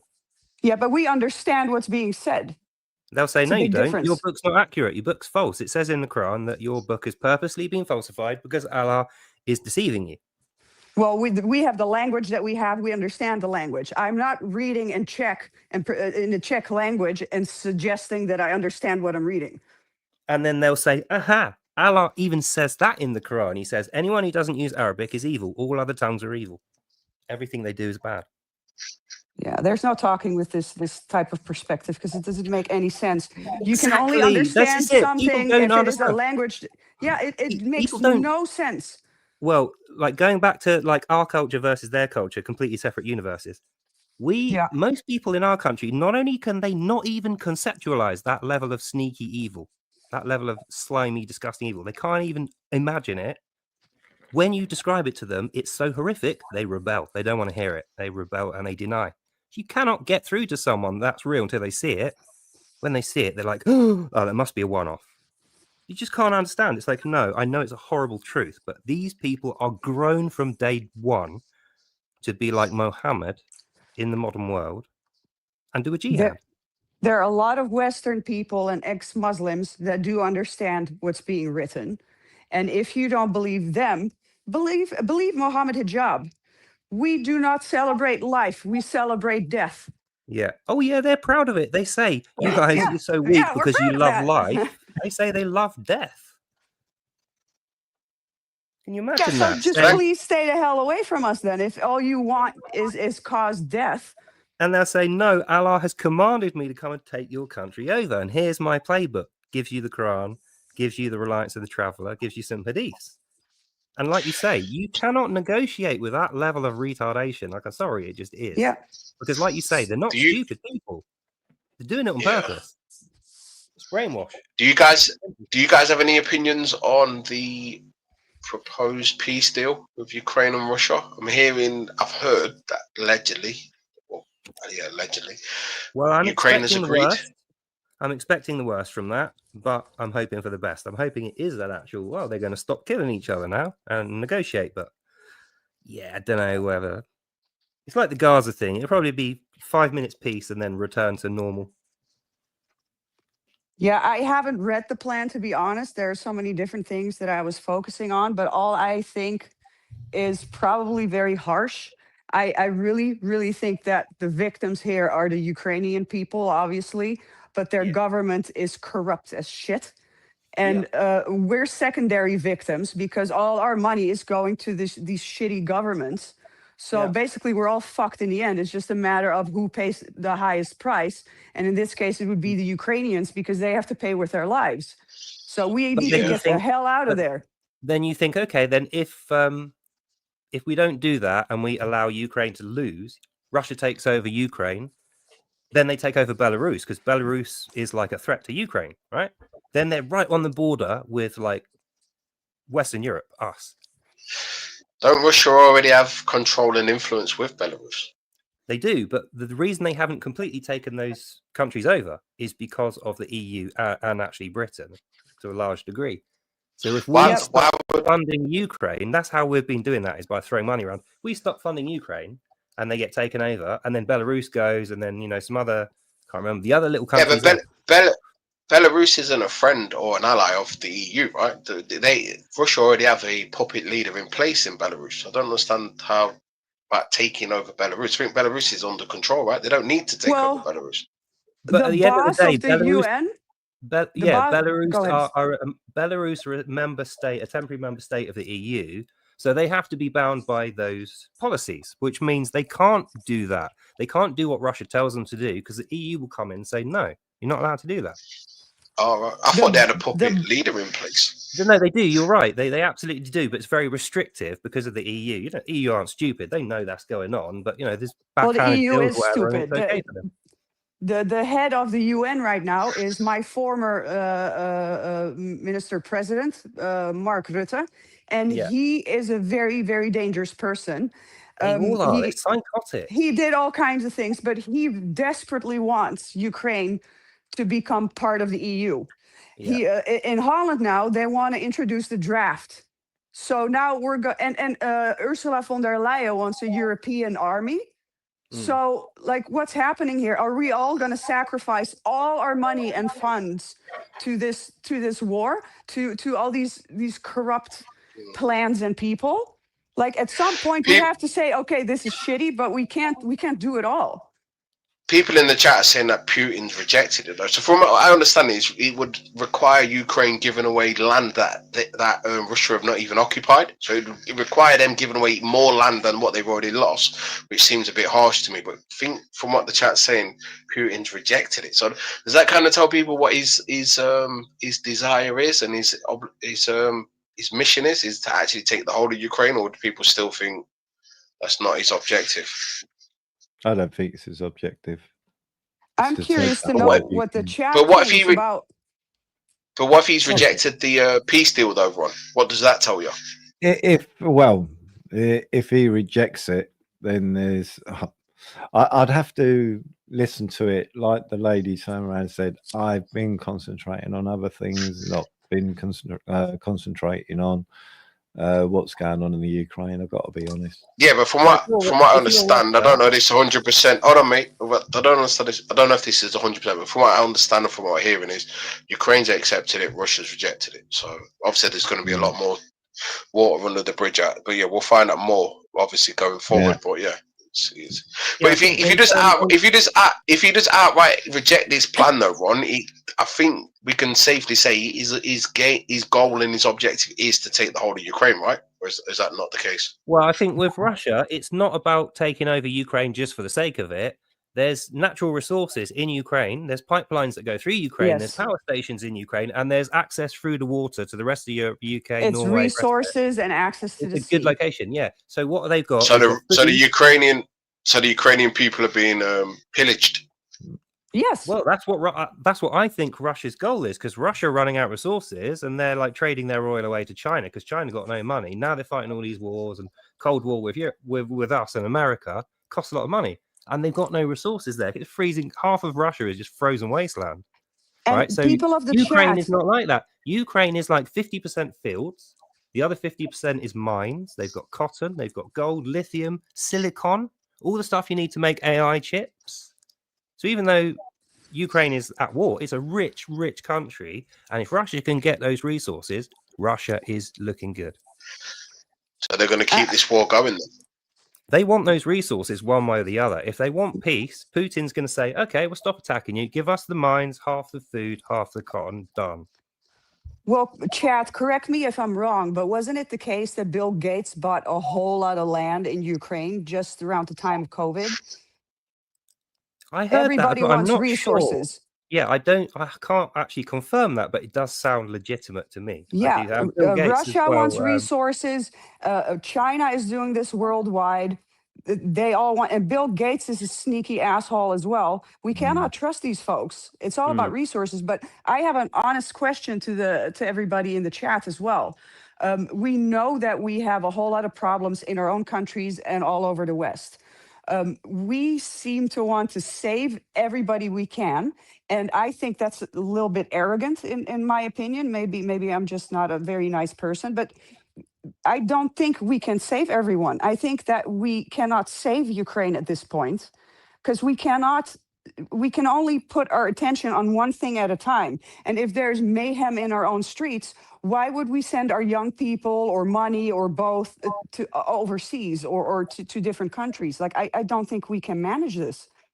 Well, I think in the long term, if I'm the EU, I'm exactly the same as what I thought Putin was going to be doing. If I'm the EU, I'm saying, right, we're throwing loads of money at Ukraine. We're taking all this criticism. People are divided and it's affecting the votes. All we need to do is fucking stomp in there with a bunch of tanks and win the war. And then we have all those resources and we can say we're peacemakers. We stop the war. So that's what the EU are probably thinking. The only reason they're not doing it is That'd be a there's already massive shit going on in the escalation. world. Yeah, but every time we meddle in other people's Not gonna- business, everybody is worse off. Absolutely right. But I mean, that's what I think they're going to do, whether they do it directly or whether they do it through other people so you don't know it's them. Like, that's those resources are going to be belonging to someone, Yeah, but not Ukraine. Not the Ukraine. Yep. Yeah. The proxy is already happening. So obviously we are at war with Russia because we are providing arms to the Ukrainian people, which are being used to directly engage the Russians. But to think that the European Union is going to directly engage Russia is not plausible. That's not going to happen. Well, the whole but I point wonder- in the EU was to not directly engage anyone. That's why they call Exactly. their It troops should. It peacekeepers, was but they supposed to be a still- deterrence, and they now we're use- aggressive. Yeah, exactly. When they're being aggressive, it's because they've been infected by this Eastern view that comes from the art of war and from the Quran, this kind of invasive stealth, assassin mindset. It came from the Qureshi people in the Middle East, but actually in what was to become the Soviet Union, they also had that, what would later become the art of war through China. That whole mindset of using spies, deceit, lies, rape, drugs, nothing's off the table, absolute victory. You crush your enemies and you kill their families. That's what But we we're up also know that Russia currently is at least allied with China. They do this because they're not that strong and they need this. But this whole Ukraine thing could be a distraction too, because we pour all the money, power, weapons, and everything in it, while China is the biggest scary person at the moment. So we're going to be totally depleted of everything, and then China will just waltz in. Yeah, but Yeah. Donald Trump is trying to bring Russia more on side with America and take them away from being an ally to China, right? Risky game, more likely won't work. It's never worked in history. We've befriended the Russians on many occasions. It's never particularly worked. But the issue is when Putin does reject Trump, and if he does reject Trump and he does continue this war, then I'd imagine America's going to have to go all in, right? America is going to have to, because Trump's going to be, okay, you're not playing, because he's got the Ukrainians to agree to giving away even more land they've not even lost. So if Putin still doesn't take that, America has to go, well, okay, then we're going to give Ukraine everything. Thing is, though, Putin Potential. and Trump, whether you like them as characters or not, whether you like what they've done, they're both hardball, excellent negotiators. That's like their main thing, right? They're good at. Yeah, but Trump's not getting anywhere though. This is the thing. Trump said he would end this war within 2 days of getting into power. He's not managed to. Bought him time to go and do something, didn't it? But what we're talking about here, which we've forgotten about, is those resources. Putin's in the strength. Putin is in a strong position. He's not going to negotiate because he knows that the Americans are getting fed up. They want to withdraw, and they know that the European Union won't have enough to sustain the Ukrainians. So why would he do a deal? He's going to play the long game, and he's going to this be a war of attrition, which the Russians love to do. Because and just those resources that are in Ukraine, right? Someone's going to own them. America wants them. Britain wants them. Europe wants them. America's done a mineral. America's done a deal already. They've done a mineral deal already. So they've got claim to it. Can be revised all the time. So at the moment, America have got the biggest claim to Ukraine's resources, but Trump's trying to negotiate with Putin. Putin doesn't want any part of it. He's not interested. But Trump is in his favor to get Putin on side. So he's leaning on Putin to get him on side. If Putin and Trump work together, all those resources are equally shared between Russia and America, and there's no more war in that region. That's what they're trying to work towards. But obviously, Putin wants it all. Trump wants it all. Well, Apart that's from exactly Ukraine, what I Ukraine wanna that's what keep I their said about shit. 2 They're minutes not ago. happy about it. That's Ukraine are that's what I basically just going to said. turn around and say to the EU, "You are no better than a bunch of savages. You have pillaged our country, and you've paid for us to die in your place. You might as well have gone to war with them yourself." Yeah, So But the that is EU's the going to point that come. was EU's that going to come but that unstuck. is the point. But that is the point I was making, right? Putin doesn't right now. He's not really in his interest to do a deal. No, I know that's what he knows. The EU's going to come unstuck eventually. Then the deal will Yeah, be but it's not the fucking worthless EU. anyway. If Donald Trump loses face on this, and if he doesn't manage to get a deal, then Trump's only real other next move is giving Ukraine everything they want to Exactly. make sure that they win Exactly. this war. Exactly. And then he has those resources anyway. Putin looks like an idiot and is defeated. So they're trying to wear Yeah. each other out. So it's like, how much money do we waste before you get to zero? As long as I've got £1 when you've got zero, I can still win. I think that's how. But that's my point. What really is needed is for Putin to do the deal and to end this war. But people keep facilitating Putin and saying, no, he's actually justified in his actions. But in reality, he's the one continuing this. But at the same time, he'll continue this war and he won't do a deal. But they'll still tell everyone, oh, he doesn't really want to take the whole of Ukraine and he doesn't want to occupy or control the country. It doesn't make sense. To them, two things can't be they're true at the same time. Well, So I is think we Putin- have wait, to be is very Putin- careful where Just we for put clarity. our resources towards, because if we put everything into battling Russia, China will be very happy. And I think we should really stop underestimating China. And also Russia, as far as I can see, is not that much different from the mentality they had in the Second World War. They don't care about their own people.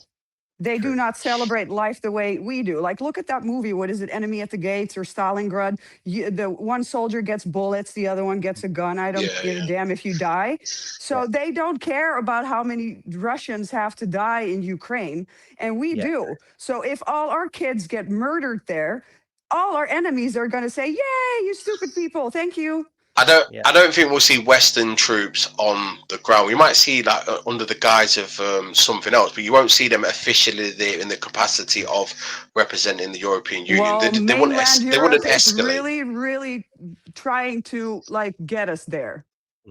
So for Yeah, but context, if they ever did that, Russia would use a tactical nuke, wouldn't they? That would be a disaster. No, I don't think that would happen. Dave, for context, is Putin popular to some people? That was a bit of a news story to me. I thought we unanimously agree that he's a complete psychopath. He's a smart guy. No. Absolutely. No, absolutely not. There's a lot of people on the internet who believes he's justified in his actions and he is. Yes, exactly. If only to push against the EU. Because the EU keeps saying it's our biggest enemy. And a whole lot of people are saying, no, it's Islam or China. They're way higher on the priority list than Russia. Because what's the real danger? Like in our actual lives, it's Islam. But on the great world stage, it's China. Yeah. So Russia is but China is an ally of Russia, right? They're allies and they're working in conjunction with each other. So I don't know. I think when it comes to them replacing the petrodollar and these types of things, Russia's very much so invested also in China and displacing America as the world's superpower. So I think they kind of go hand in hand. That's all our enemies together. It's the communists and it's the Islamists together. That should tell us a whole lot. Those are all our enemies banding together against us. I tell you what, though. So how do we Russia, do not feel threatened enough at the moment? I think.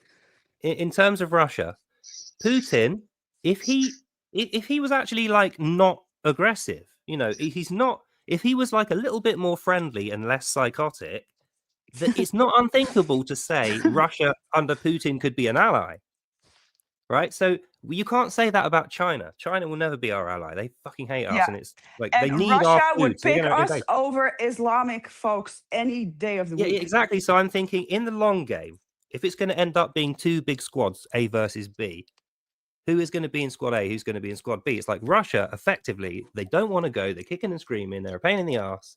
They're like the black sheep. They are effectively us in future. They're part of our clique in future. We're going to be fighting Islam and China with Russia on our side. And Ron, they're way more similar to us. Ron, you have a position on Putin that might be a little bit different to a thing here. Well, Well, I've been listening, and especially the part when people turn around and says, "Oh, Russia ally with China." Okay, then America ally with the United Kingdom, with Canada, with Australia, with Germany, with France. How many more countries? Yeah, well, that's what I was saying. A versus What's your B. point? Diseased. Who's on But what team? my So point, my effectively, point is that we China and can't Russia are currently on the concentrate same. on because Russia has got an ally maybe with China, but the flip side is how many countries are we allied with? Well, I think it comes down Putting to like pressure on doctrine. The reason Russia, that putting China and pressure Russia are on close. China. China and Russia are not like best Don't. buddies. They constantly argue. The reason they're close is because they're communists, underpinned communists. And then you've got Vietnam, they're communist. Thailand, and they're not communist, but they kind of are. And then you've got like in the South American communist countries, they're part of that clique. So in future A versus B, it's basically communism plus Islam versus atheist democracy and Christianity and Israel. That's I it. A think what versus the B. most important thing is to underline is that you look at China, Russia, and the Islamic people. Those are basically three opinions that are pretty much aligned. If you look at the West, we're all individual countries. We're all like, your opinion is slightly different than mine. So now we can't come to a compromise and a course of action. Though Yeah. Russia just says, okay, this is my opinion. I don't care how many Russians agree or disagree with me. I'm just going to do this. The Yeah, Islam is absolutely. also like, we have Dictator. one target and nobody is gone. There's no discussion. So it's three people against all these little tiny individuals that make up Europe or the West. And that's our problem. We bicker Well, I too much. look at the world like this. Okay, you got countries like Holland or Ukraine when it was not at war. In terms of like a structure of thing, those countries are like a plant that has fruit growing all over it. They're not. There's no need to be aggressive. It can be a little bit aggressive, but they're not at war. They'd rather negotiate and be fruitful. Then you got countries on the other side of the world that are like locusts. They have to go to other countries to find food and resources, including Yes. people. Eat everything, take over everything, move on to the next thing. So what do you think happens when you start importing these fucking locusts into a big field full of plants with fruit all over them? Yeah. Yeah, but I know is that it sounds like a really harsh way to describe the world, but it is the world. yeah, but is We it have to possible look that at it. that we've talked about this yesterday? Is it possible that China and Russia are behind this wave of locusts coming into Western Europe? Absolutely, yeah. China, to a certain extent, Russia probably too. But I know for a fact Yeah. China have been really, really, really keen to fund and train and organize Gazans, West Bank terrorists. The IRA at one point were getting money from them. Saudi Arabia is a bit better now, but they were implicated in the past. So it's not like these things just naturally happen. They are planned and there is backers. But if you want me to give you evidence, well, I'm sorry, I can't. I have no direct evidence to give you. Yes. Sneaky. Yeah. Yeah, and also look how sick the mentality of these Muslim leaders are, that they're allied with China, who's actually trying to eradicate all the Muslims within. Yet the Muslim world does not give two shits about it. Well, it's That's how exactly much like I they say. don't care about their people. Locusts will kill each other. Fruit trees don't kill each other, but a Yeah, locust but with a fruit if tree is a like an danger. Islamic man stubs his toe in the UK, it's like it's our fault. But if China is It just is our has whole fault. That's camps true.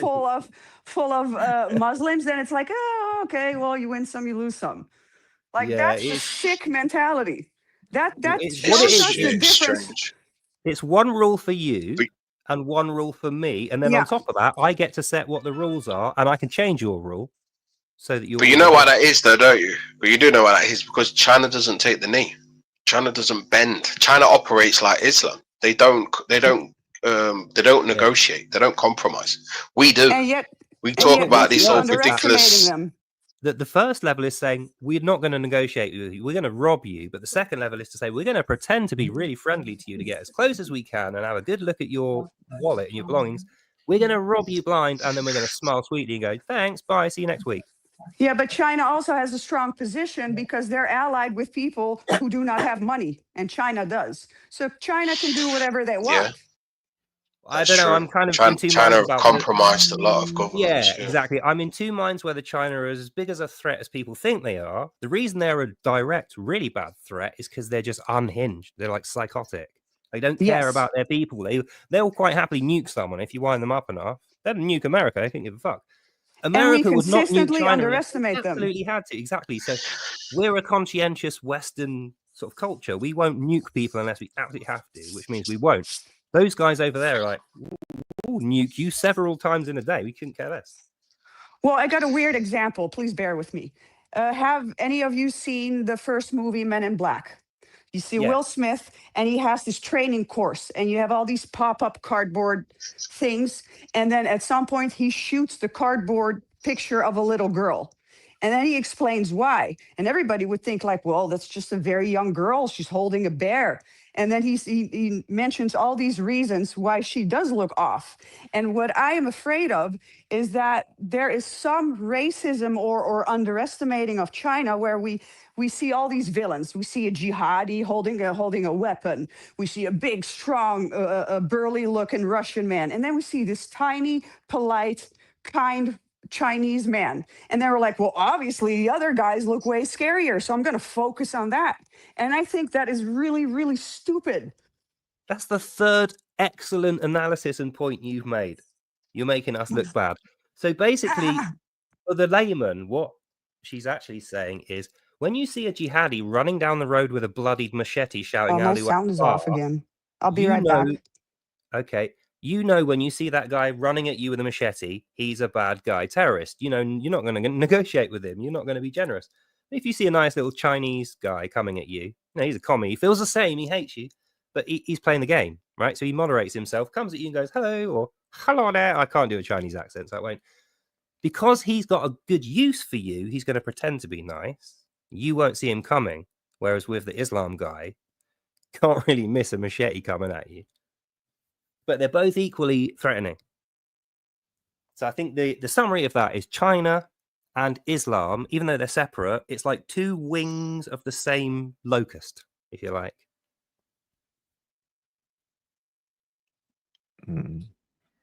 I don't know. I don't know.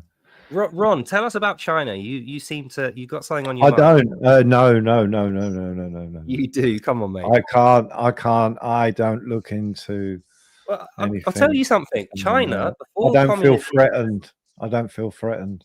well, before communism fucking completely ruined China's culture, I absolutely love Chinese culture. Going back past 1800s, that's when it started to industrialize. Before then, I would love China. It'd be my favorite country. And the Chinese people's actual deep down character is lovely. I love Chinese people. But China as a nation state, with communism, with Xi Jinping, with all the shit that they do, China is as big of a threat as anything else. Would you say that there's a movement, though, within China?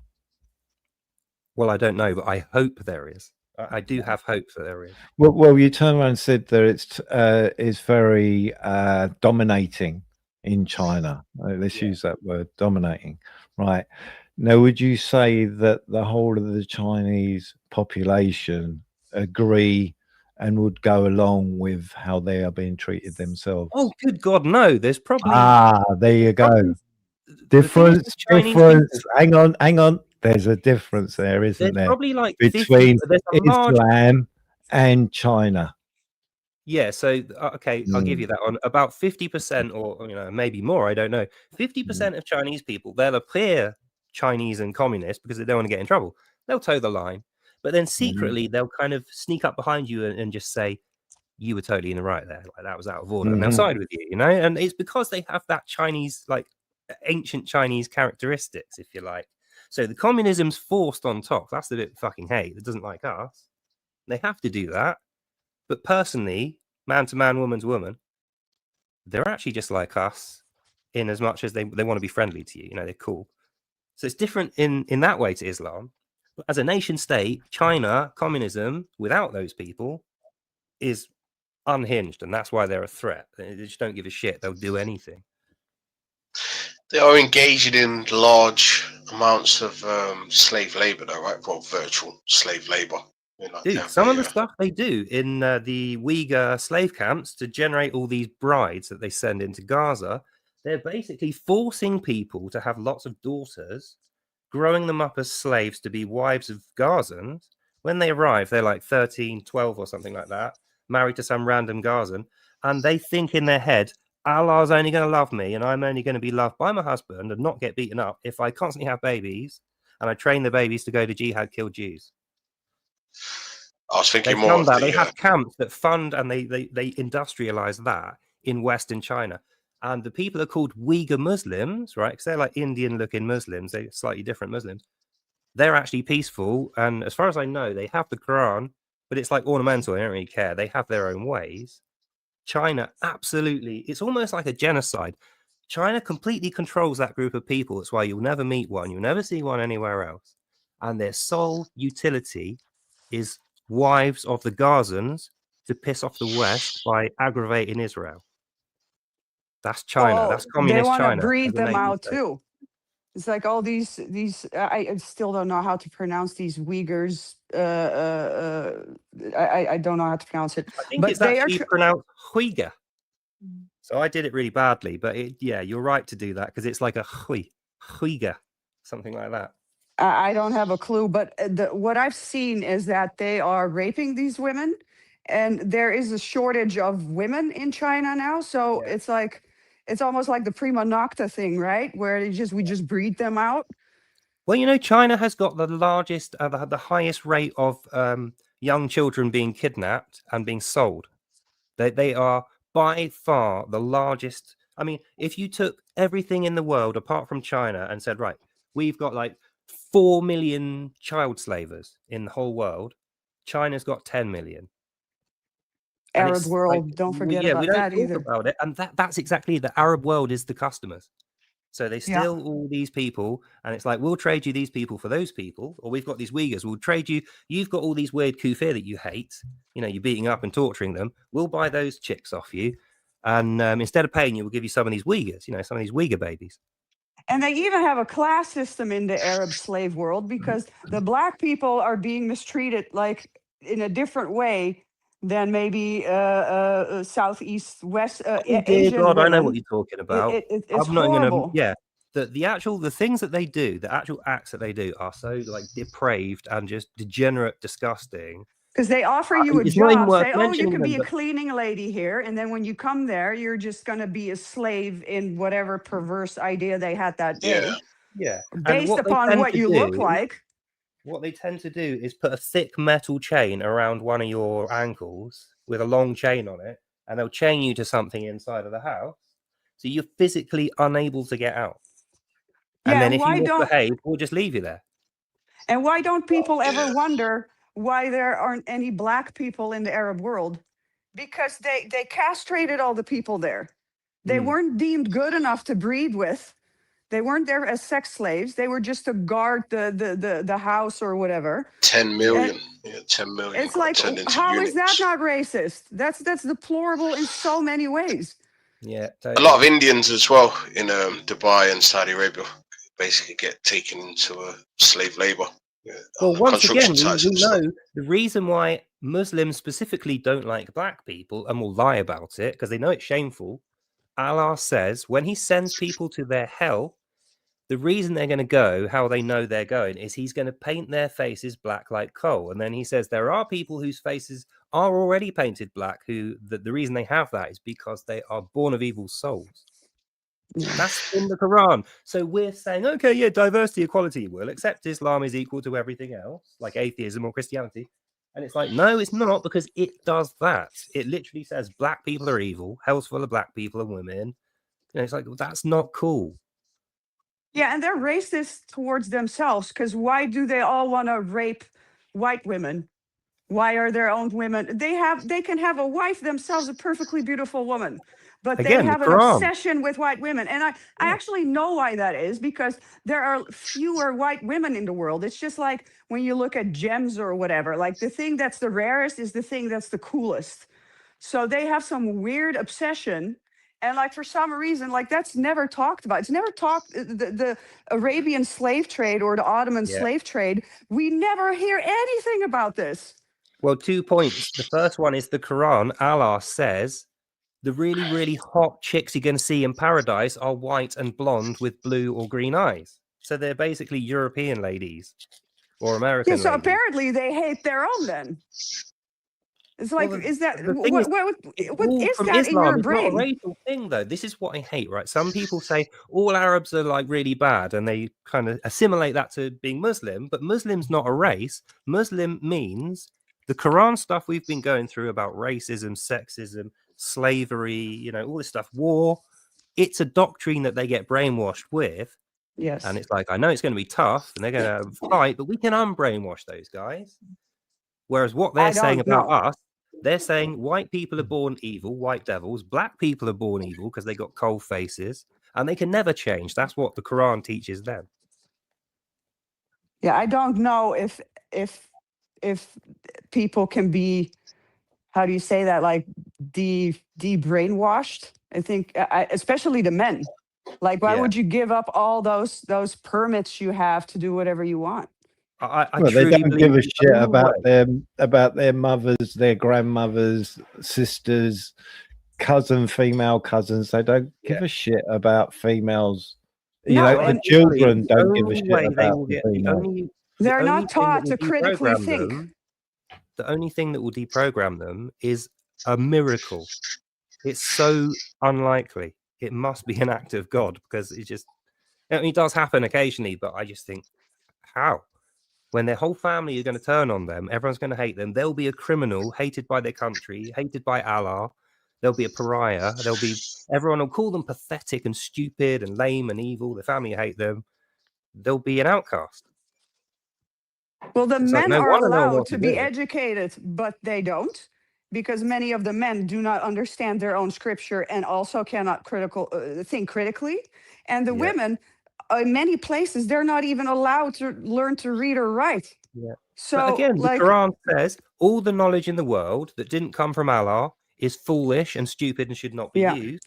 And the reason why men have a degree of power over women is because women are only there like pets. You know, they're there, so you put them in a house and you buy them clothes and stuff, and they obey you. their property. Yeah. They're a They're cow. a plant pot that I keep They're referring. objects. An-Nisa, Allah says women are a bounty from his generosity to the Muslim, and you should treat them like plant pots, which means you don't have to keep them happy. You don't have to take them out for dinner. You No, don't you have to just do any of use that them foreplay stuff. however you please. You just have to make babies out of them. And then it says one time a year, give them a present. And that's you showing that you're treating them fairly. That's what Allah says. As long as you beat Well, I them in the doubt correct any way of and you them do the want once a year their thing, presents. it's just the stuff that's in Al-Nisa, book 4, Surah 4. Every single person who wants to talk about Islam, study Al-Nisa. I can't stress enough. They purposely put it in book 4 because it's a shitty, boring, long, confusing book. Even the most devoted reader is going to go, 1, 2, this is so boring, flick to the end, 19, 20, 21. Right? So 4 is Yeah. the most unlikely book that you're going to read, even if you're a Muslim. That's the one that defines Islam. Al-Nisa, go read it. Yeah, but they can always hide and say, like, oh, no, you're not reading it in the original Arabic, blah, blah. So they're That's full exactly of excuses. true. And no, that is what they do as well. They'll keep doing that. So the thing is, we were saying it earlier, like, we're just a different culture. I would feel sort of, I don't know, like my virtue would disappear in a second if I started behaving like that. I certainly wouldn't be winning any arguments, and my confidence would disappear. So I don't understand how these guys are so proud of being the most deceitful, the most sneaky, you know, having the best sneaky tactics and screwing people over. Just a different world to me. Well, the thing is that we want to be right. We want to learn and like, oh, maybe you have a better argument that disproves mine. It's like, oh, okay, now I know. Awesome. Okay, now next time I'm in discussion about this, I won't come off as a fool. But a lot of people who apparently are against us, they don't care about being wrong. They do not feel that sense of shame, like, oh, I made a fool of myself. I said something that was really inaccurate or silly. They It's don't like care. communism. It's all about face, isn't it? As long as you can cover it up, deny it, lie about it, or if no one sees it, then it didn't happen. No evidence, no witness, no crime. That's their whole mindset. Yeah, they have Because we've got a false Christian underpinning, pride. They have we've got this empty thing called pride. Yeah, exactly. But their pride is not based on virtue like ours is. See, our Christian underpinnings, even atheism, democracy, all comes out of Greek Christianity, which means you have a deep-seated morality in your heart, and if that fails, then your worth fails, and then you're suddenly disappointment. So everyone, even little thieves and beggars and stuff, that's what they want to be like. But Yeah, but it's a I different think culture for that Islam. They even don't our have that. thieves have, like, not all of them, obviously, but overall would have more sense of what's right and wrong. Maybe you're a thief because you're hungry. You would steal from a rich-looking person, but you would not steal from someone who's I don't know, who works in the mines or like Yeah, who's that's not true. that. Well, You this wouldn't is a steal great from a mom with a little baby. this is a great case study. Let's put Christianity and Islam next to each other. Christianity says if you own a big field and you're like a rich guy, when you harvest that field, you don't glean it. What that means is you leave 15% of it in the field, and then when people come to steal it, you basically give it to them. So Christianity says if you're rich, you grow lots of food, you'll have more than you need, so give a load away for free to people who don't have any. That's how we treat poor people, right? Yeah. Then you go to the Quran. What does the Quran say about beggars? The Quran says beggars are effeminate, weak people should be treated like the most sinful, immoral women. They Okay, don't get thank you. shit. They get wrapped and nothing else. Exactly, and it's like completely different culture. People don't understand that. They think, oh yeah, they're just having a bad day. If you have money, they'll be nice and polite. Whereas No, under they're on a Jewish conquest. religion, They it's the want to cut opposite. your fucking head off. What are you talking about? Giving them money? Yeah, it's crazy. Guys. everywhere. Guys, appreciate your jumping on, but it's time to end the show. He's a pussy. Well, need again, another Dave, 4.5 thank you very hours. much. No, I'm joking. Nice one, Dave. Excellent show as always. Excellent panel as always. Hope you enjoyed that and you learned something. God bless you all. I'll see you Yeah, lovely thank you, people guys. in the Take next- care, Dave. Take care, Bye. in All right, chat. mate. Have a good one. Cheers, mate. Bye.